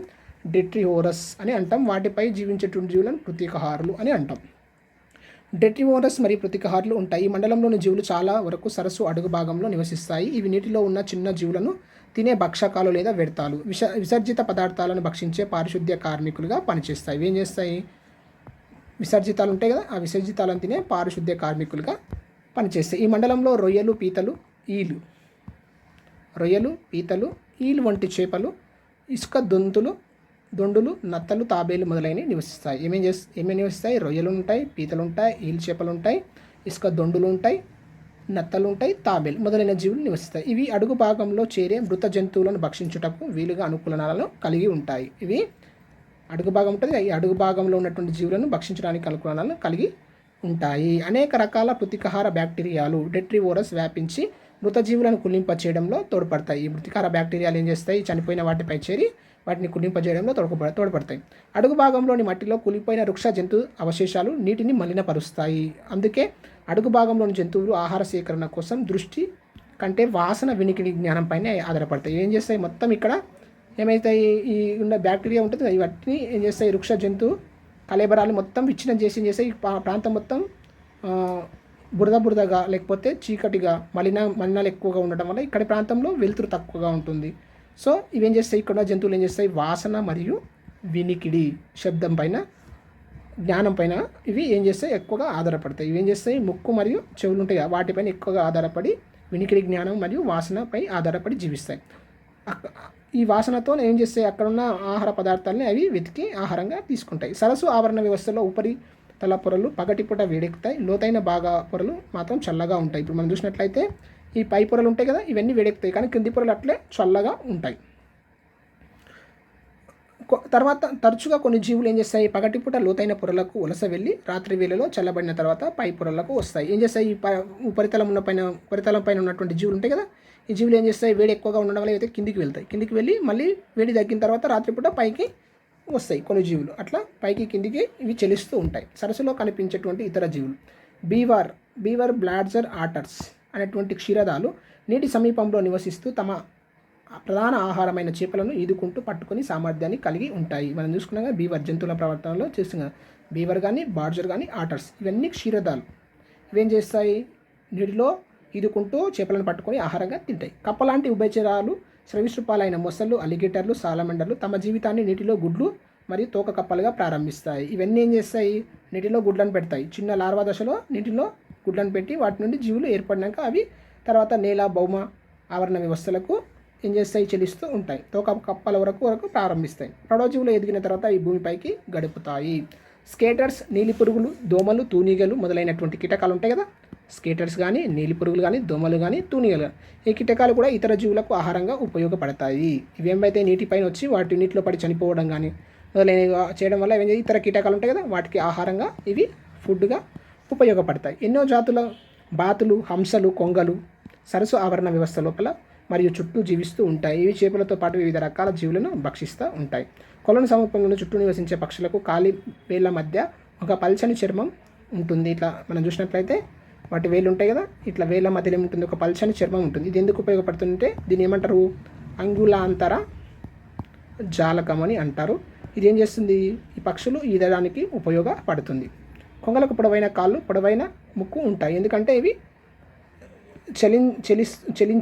స్థిర నీటిలో ఉండి ఏం చేస్తాయి, వాటి ఆహారాన్ని తీసుకోవడం అంటే నిల్వ నీటిలో ఎక్కువగా ఉంటాయి. మరియు ఆహారాన్ని తీసుకోవడం వల్ల తీసుకోవడానికి కోసం ఇవేం చేస్తాయి, ఎక్కువ ఎత్తు కలిగినటువంటి కాళ్ళు మరియు పొడవైన ముక్కు అనేటువంటిది నీటిలో ఎక్కడో లోపలికి ఉన్నటువంటి ఫుడ్ను, చేపలను కానీ అవన్నీ పట్టుకోవడానికి అనుకూలంగా ఏముంటాయి, పొడవైన ముక్కు ఉంటుంది.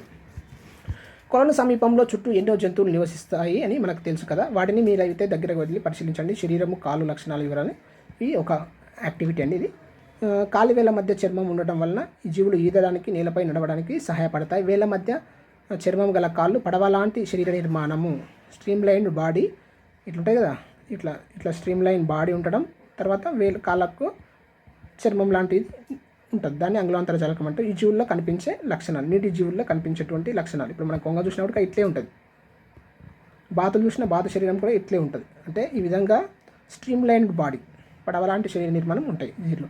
నీటిలో నడిచే కొంగ జాతి పక్షులైన హెరాన్లు, ఎర్గేట్స్ తమ సన్నని పొడవాటి కాళ్ళతో లోతు తక్కువ గల కొలను ఉంటుంది కదా, ఆ కొలంలో మట్టిలో కీటకాలను వెతుకుతూ జీవిస్తాయి. ఇవేం చేస్తాయంటే పొడవైన కాళ్ళు ఎందుకుంటాయంటే నీటిలో తక్కువ లోతుగా నీరు ఉంటుంది కదా, ఆ నీటిలో ఉన్న ఆహార పదార్థాలను తీసుకోవడానికి అనుకూలంగా ఈ విధంగా కాళ్ళు అనుకూలం చెంది ఉంటాయి. పొడవైన ముక్కు కూడా ఉంటుంది. నీటి లవణీయత చేపల్లో అనుకూలనాలు. వివిధ రకాల చేప జాతులు నీటిలోని లవణీయతను వివిధ రకాలుగా తట్టుకుంటాయి. అన్ని సముద్ర మరియు మంచినీటి చేపలు వాటి శరీరాల్లో లవణీయత సాంద్రత స్థిరంగా ఉండేటట్లు ఏర్పాటు చేసుకుంటాయి. మనం చూసినట్లయితే ఇప్పుడు ఇది సముద్రం, ఇది నది, ఈ నీరు వచ్చి ఇక్కడ కలుస్తుంది. ఈ ప్రాంతంలో నివసించేటువంటి చేపలు ఉంటాయి కదా, సముద్రపు జీవులు ఉంటాయి కదా, అవి ఏం చేస్తాయి, ఈ ప్రాంతంలో ఉండేటువంటి ఈ జీవులు ఏం చేస్తాయి, లవణీయతకు అనుగుణంగా తన శరీరం లోపల ఒక ప్రత్యేకమైన అనుకూలనాలు ఉంచుకుంటాయి. వాటి ద్వారా ఏం చేస్తే ఈ ప్రాంతంలో నివసించగలుగుతాయి. ఇక్కడ నుంచి నివసించే జీవులు ఏమిటాయి, వీటిలో ఉప్పు శాతం తక్కువ ఉంటుంది, ఇక్కడనే ఉప్పు శాతం ఎక్కువ ఉంటుంది. ఈ మధ్యలో ఉండేటువంటి జీవులు రెండింటిని సమతాస్థితి పరచుకునేటువంటి శక్తి ఉండేటువంటి జీవులు మాత్రమే ఈ ప్రాంతంలో నివసిస్తాయి. మంచినీరు మరియు ఉప్పు నీటి మధ్యస్థంగా ఉంటుంది. సముద్రంలోని ఎన్నో జాతి జీవులు శరీరంలోని లవణీయత సముద్రపు నీటి సాంద్రత కంటే తక్కువగా ఉంటుంది. శరీరంలోని లవణీయత, ఇప్పుడు ఏదైనా జీవి ఉందనుకోండి, ఆ జీవి యొక్క శరీరంలో ఉండేటువంటి లవణీయత సముద్రపు నీటి సాంద్రత కంటే ఎట్లుంటుంది, తక్కువగా ఉంటుంది. కావున ద్రవాభిసరణ ద్వారా కోల్పోయిన నీటి కొరతను పూరించడానికి అధిక పరిమాణంలో నీటిని ఏం చేస్తాయి, గ్రహిస్తాయి. ఇవేం చేస్తాయి, శరీరంలోనికి అత్యధికంగా నీటిని గ్రహిస్తాయి. వీటిలోని లవణాలను మూత్రపిండాలు మరియు మొప్పల్లోని ప్రత్యేకమైన కణాల ద్వారా విసర్జిస్తాయి. ఏంటి ఉంటాయి, ఒక ఎక్కువ నీటిని పీల్చుకుంటాయి కదా, ఎక్కువ నీటిని పీల్చుకోవడంతో పాటు ఉప్పు కూడా పోతుంది. కాబట్టి మూత్రపిండాలు వాటి యొక్క మొప్పలు ఉంటాయి కదా, ఆ మొప్పలు అధికంగా ఉన్నటువంటి లవణాలు ఉంటాయి కదా, వాటిని కణాల ద్వారా ఏం చేస్తాయి, విసర్జిస్తాయి. మంచినీటి చేపలు వాటి చుట్టుపక్కల ఉండే నీళ్లు కంటే, ఇప్పుడు మంచినీటి చేప, ఇది ఉప్పు నీటి చేప, మంచినీటి చేపలు వాటి చుట్టుపక్కల ఉండే నీళ్ళ కంటే శరీరంలోని లవణ సాంద్రత ఎక్కువగా ఉంటుంది. ఇప్పుడు మనం ఇది మంచినీటి చేప అండి, ఇదేంటుంది, ఇక్కడ నీరు ఉంటుంది. ఈ నీరులో లవణీయత చాలా తక్కువగా ఉంటుంది. కానీ వీటి శరీరంలో మలినాలు ఇవన్నీ మొదలైనవి విడుదలవడం వల్ల వీటి యొక్క లవణీయత అధికంగా ఉంటుంది. అధికంగా నీరు విచక్షణ ఏమవుతుంది? ద్రవాభిసరణ ద్వారా. ఇక్కడ ద్రవాభిసరణ అనేటువంటి సూత్రం పనిచేసి ద్రవాభిసరణ ద్వారా అధికంగా నీరు విచక్షణ త్వచం ద్వారా నోటిలోకి మరియు మొప్పలలోకి చేరుతుంది. ఇక్కడ అత్యధిక లవణీయత ఉంది కాబట్టి ఇదేం చేస్తుంది? ఎక్కువ నీటిని లోపలికి పీల్చుకుంటుంది, నోటిలోనికి మొప్పలలోనికి చేరుతుంది. అందుకే వాటి శరీరాలు ఏం చేస్తాయి? ఉబ్బుతాయి. శరీరంలోకి చేరే అధికమైన నీరు మూత్రపిండాల ద్వారా విసర్జించవచ్చు. కానీ లవణ సాంద్రత తుల్యం చేయడానికి ఇవి మూత్రపిండాల ద్వారా లవణాలను పునఃశోషణ చేస్తాయి. ఏం చేస్తాయి? మళ్ళీ పునఃశోషణ చేసుకుంటాయి. మొప్పలోని లవణ సేకరణ కణాల ద్వారా కూడా ఇవి అదనంగా లవణాలను సేకరించుకుంటాయి. లవణ శోషణ నియంత్రించే సామర్థ్యము మంచినీటి చేపలను ఉప్పు నీటిలో తట్టుకునే ఈ విధంగా లవణాలను శోషించుకునేటువంటి తక్కువప్పుడు లవణ సామర్థ్యం తక్కువప్పుడేమో శోషించుకుంటాయి, ఎక్కువప్పుడు విసర్జిస్తాయి. ఈ విధంగా లవణ శోషణ నియంత్రించే సామర్థ్యం మంచినీటి చేపలను ఉప్పు నీటిలో తట్టుకునే విధంగా చేస్తాయి. నీటిలో లవణీయత స్థాయి పెరిగినప్పుడు ఉప్పు నీటిని ఏం చేస్తాయి? నియంత్రించే సామర్థ్యం తగ్గితే సున్నితంగా నీటిలో లవణీయత స్థాయి పెరిగినప్పుడు ఉప్పు నీటిని నియంత్రించే సామర్థ్యం తగ్గితే సున్నితంగా ఉన్న లవణ ద్రావణ సమతుల్యతో అంతరాయం ఏర్పడి చేప మరణానికి దారితీస్తుంది. ఈ విధంగా స్థాయి పెరిగిందనుకో, ఎక్కువ స్థాయి పెరిగితే ఏమవుతుంది? వాటి శరీరంలో ఉన్నటువంటి నీరు జీవ పదార్థంతో వాటికి మధ్య వ్యత్యాసం ఏర్పడి ఏమవుతుంది? వాటి లవణ సమతుల్యత శరీరంలో ఉన్నటువంటి లవణాలకు బయట ఉన్నటువంటి లవణాలకు మధ్య అసమతుల్యత ఏర్పడి ఏం చేస్తుంది? చేపలు చనిపోవడానికి అవకాశం ఉంటుంది. కాబట్టి ఇవి ఏం చేస్తాయి? వాటి శరీరంలో ఉన్నటువంటి జీవద్రవ్యం మరియు బయట ఉన్నటువంటి నీరు మధ్య ఉన్నటువంటి లవణాల సమతుల్య స్థితిలో ఉండే విధంగా ఏం చేసుకుంటాయి? అవి అడ్జస్ట్మెంట్ని చేసుకుంటాయి. దీని ద్వారా ద్రవాభిసరణ అనేటువంటి ప్రక్రియ ద్వారా అవి సమతాస్థితిలో ఉంచడానికి ప్రయత్నిస్తాయి. సముద్ర జీవులు శరీరం లోపల సాంద్రత బయటి సముద్ర నీటి సాంద్రత కంటే తక్కువగా ఉంటుంది. సముద్ర జీవులనే కదా, వాటి శరీర లోపలి సాంద్రత ఉంటుంది కదా, ఆ లోపలి శరీర సాంద్రత బయటి సముద్ర నీటి సాంద్రత కంటే తక్కువగా ఉంటుంది. దాదాపు 85% ఉంటుంది. ఇలాంటి పరిస్థితుల్లో సముద్రపు నీరు శరీరంలోనికి వచ్చి ఏమవుతుంది? చేరుతుంది. సాంద్రత తక్కువ ఉంటుంది కాబట్టి లోపలికి వచ్చి చేరుతుంది.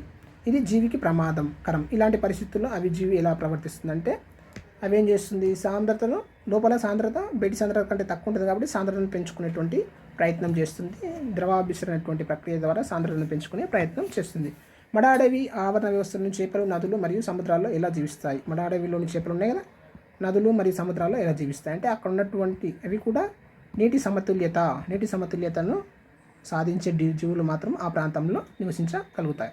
వేసవి కాలంలో సరస్సులోని నీరు వేడెక్కి ఆవిరి అవుతుంది. అందువల్లనే నీటిలోనికి అవసరమైనటువంటి జీవులు ఉంటాయి కదా,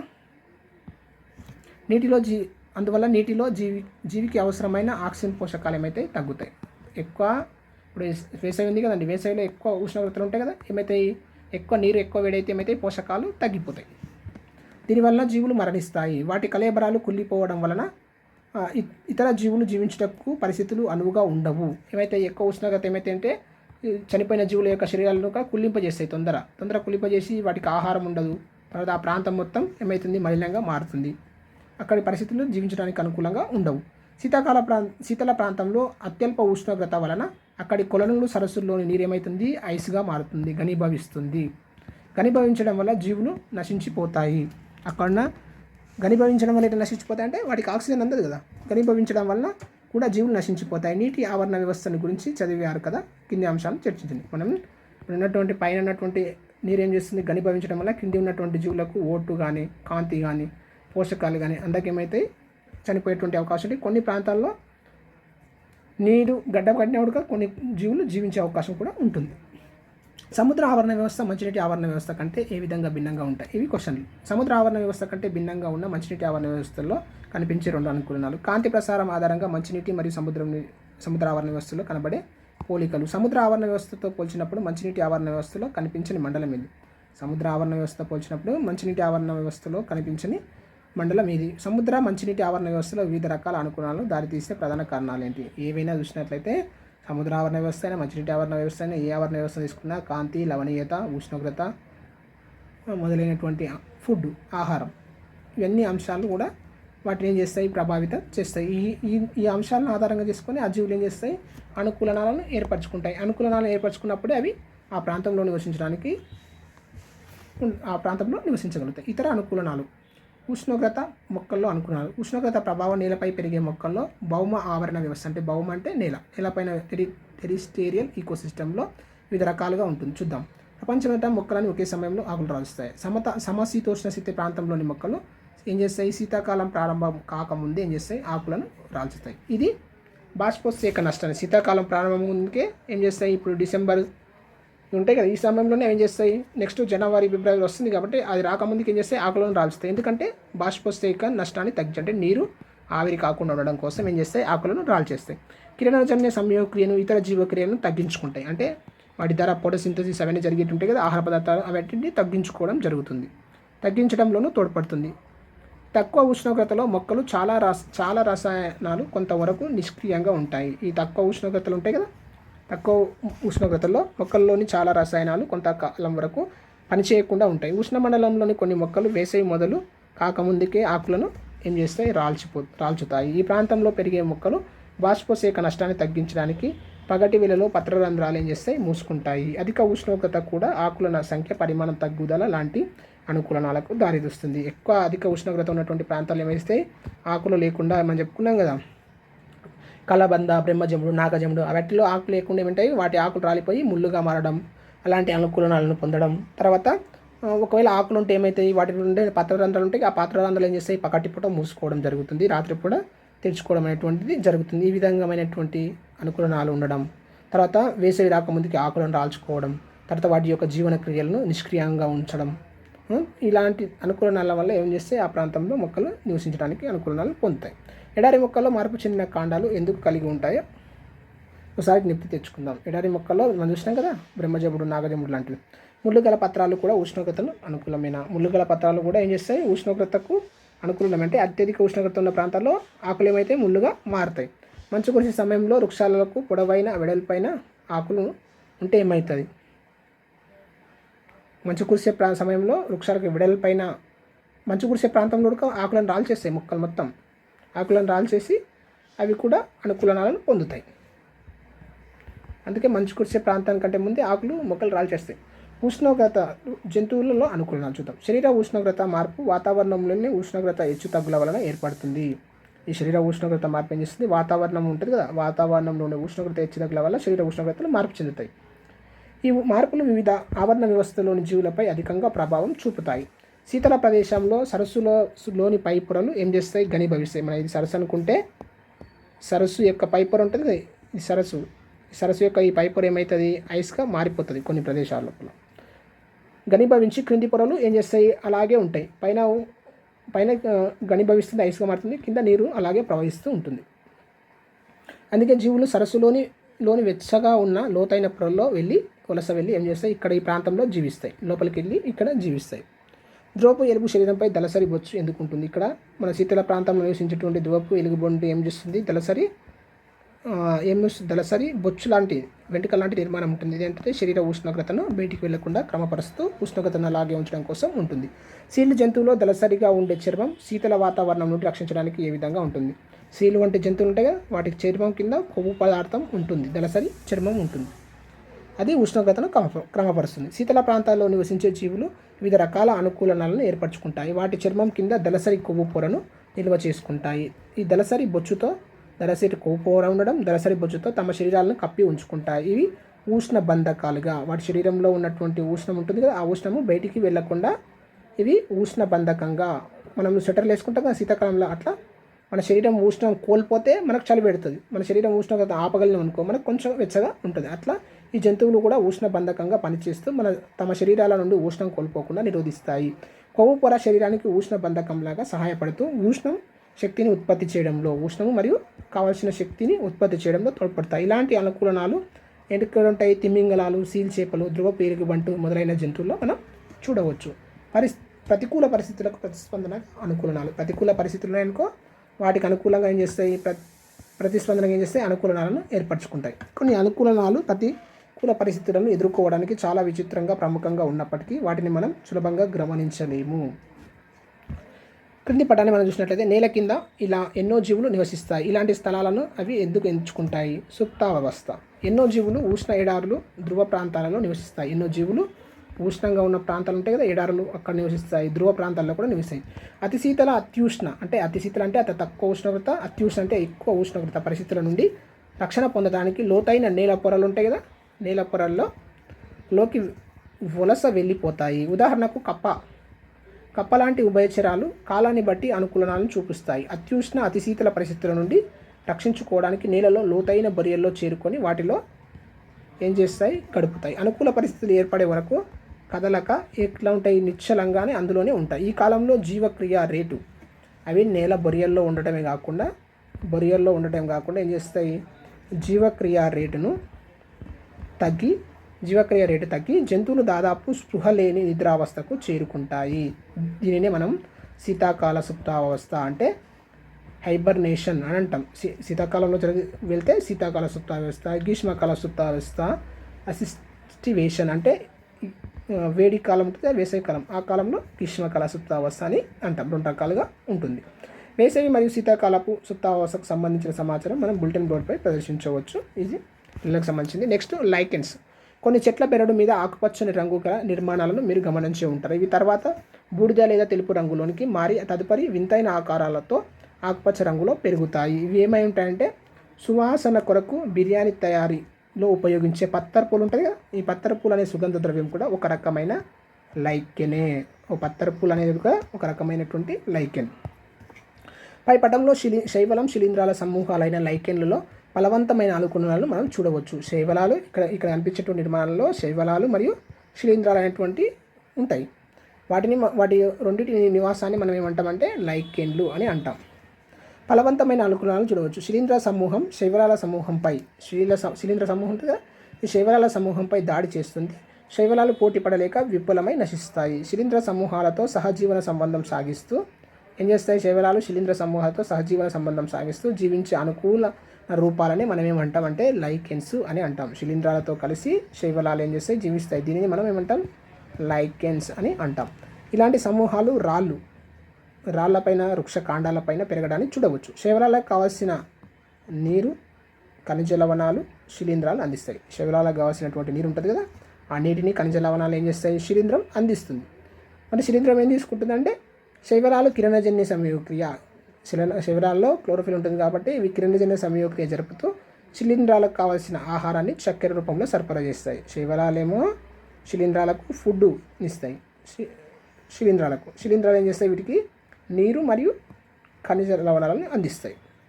అనుకూలనాల వల్ల ఈ చక్కెర రూపంలో సరఫరా చేస్తుంది. ఇలాంటి అనుకూలనాల వల్ల లైకెన్స్ ప్రతికూల పరిస్థితుల్లో కూడా ఏమైతాయి, జీవించగలుగుతాయి. పర్యావరణంలోని అనుకూలనాలను ఏర్పరచడం సులభంగా జరిగే విషయం కాదు. ఈ అనుకూలనాలు ఏర్పరచడం అనేటువంటిది సులభంగా జరిగేది కాదు. ఉదాహరణకు ఎడారిలో ఆవును ఉంచితే అది ఒంటెలా మార్పు చెందదు. అలాగే అడవిలో మేకను ఉంచినట్లయితే అది జిరాఫీలాగా మారదు. అనుకూలనాలు ఏర్పడడానికి చాలా కాలం, అంటే దాదాపు కొన్ని వేల సంవత్సరాల సమయం పడుతుంది. అనుకూలనాలు మార్పు చెందడం అనేటువంటిది ఒక్క రోజులో జరిగే ప్రక్రియ కాదు, అది వేల సంవత్సరాలుగా మార్పు. ఇప్పుడు మనం జిరాఫీ చూసినామండి. జిరాఫీలో కానీ తర్వాత ఒంటె అవి ఏం చేస్తాయి, ఎడారి ప్రాంతంలో నివసించగలుగుతాయి. ఇప్పుడు ఒంటె ఉంది, ఒంటె లోపల మనం చూసినాం కదా కొవ్వులు కానీ, కాబట్టి ముప్పురంలో కొవ్వు నిల్వ చేసుకోవడం, తర్వాత కన్నుబొమ్మలు పెద్దగా ఉండడం, కాళ్ళు ఎత్తుగా ఉండడం, ఇలాంటివన్నీ ఇప్పుడు ఆవును తీసుకుపోయి ఎడారిలో ఉంచితే ఏమవుతుంది, ఆ పరిస్థితుల్లో తట్టుకోలేదు, చనిపోతుంది. అట్లా ఒంటె మాత్రం ఉంటుంది. ఈ విధంగా ఇలాంటి అనుకూలనాలు అనేటువంటి ఒక్కరోజు ఏర్పడ్డాయి కాదు, కొన్ని వేల సంవత్సరాల తరబడి జీవ పరిణామం ఆధారంగా జీవుల లోపలమైన అనుకూలనాలు ఏర్పడటం అనేటువంటిది జరిగింది. అనుకూలనాలు దేనికి దారితీస్తాయి? డార్విన్ పిచ్చుకల కథ. చార్లెస్ డార్విన్ 1885 సంవత్సరంలో హెచ్ఎంఎస్ బీగిల్ అనేటువంటి ప్రసిద్ధగాంచిన ఓడ నుంచి ఒక దీపం మీద అడుగుపెట్టాడు. హెచ్ఎంఎస్ బీగిల్ అనేటువంటి ప్రసిద్ధగాంచిన ఓడ నుంచి ఒక దీపం ఉంటుంది, ఆ దీపంలో అడుగుపెట్టాడు. ఇది 120 చిన్న ద్వీపాల సముదాయం. ఇక్కడ 120 చిన్న దీవుల సముదాయం కావచ్చు ఒక పెద్ద దీపంగా ఏర్పడింది. 120 చిన్న ద్వీపాల సముదాయమైన గాలోఫాగస్ ద్వీపాలకు చెందింది. ఈ ద్వీపాలలోని వివిధ రకాల జీవులపై అధ్యయనం చేశాడు. ఈయన పిచ్చుకలను గురించి చేసిన పరిశీలనలు చాలా ప్రఖ్యాతి చెందాయి. పిచ్చుకలపైన ప్రయోగించాడు. చిన్న ప్రాంతమైన గాలోఫాగస్ దీవుల్లో ఈకల రంగులో ముక్కుల వైవిధ్యం గల 13 రకాల పిచ్చుకలను చూసి ఆయన ఆశ్చర్యపోయాడు. కొన్ని పిచ్చుకలు గింజలను, కొన్ని పిచ్చుకలు పండ్లను, మరికొన్ని కీటకాలను తింటాయని తెలుసుకున్నాడు. మొత్తం 13 రకాల పిచ్చుకలను గురించి తెలుసుకున్నాడు. పిచ్చుకలు తీసుకునే ఆహారం, ముక్కు నిర్మాణం మధ్య ఏమైనా సంబంధం ఉందా అంటే అవి తీసుకునే ఆహారం ఆధారంగా వాటి యొక్క ముక్కు నిర్మాణం అనేటువంటిది ఉంటుంది. విత్తనాలు తినే వాటికి బరువైన ముక్కులు ఉంటాయి. విత్తనాలను తినే వాటికి బరువైన ముక్కులు ఉంటాయి. పండ్లు తినే వాటికి పొట్టిగా ఉంటుంది, బలంగా ఉంటుంది. విత్తనాలు తినే వాటికి ఏముంటాయి? బరువైన బాగా బరువు ఉండేటువంటి ముక్కులు ఉంటాయి. కీటకాలు తినే వాటికి ముక్కులు వాడిగా పొడుగుగా ఉంటాయి. ఈ పిచ్చుకలు తమ సమీప పరిసరాలను ఆహారము, నివాసం కోసం అనుకూలనాలు చేసుకున్నాయి. ఈ పిచ్చుకలు పరిసరాలు ఉంటాయి కదా, సమీప పరిసరాలను ఏం చేస్తున్నాయి? నివాసం కోసం, ఆహారం కోసం, నివాసం కోసం అనుకూలన చేసుకున్నాయి.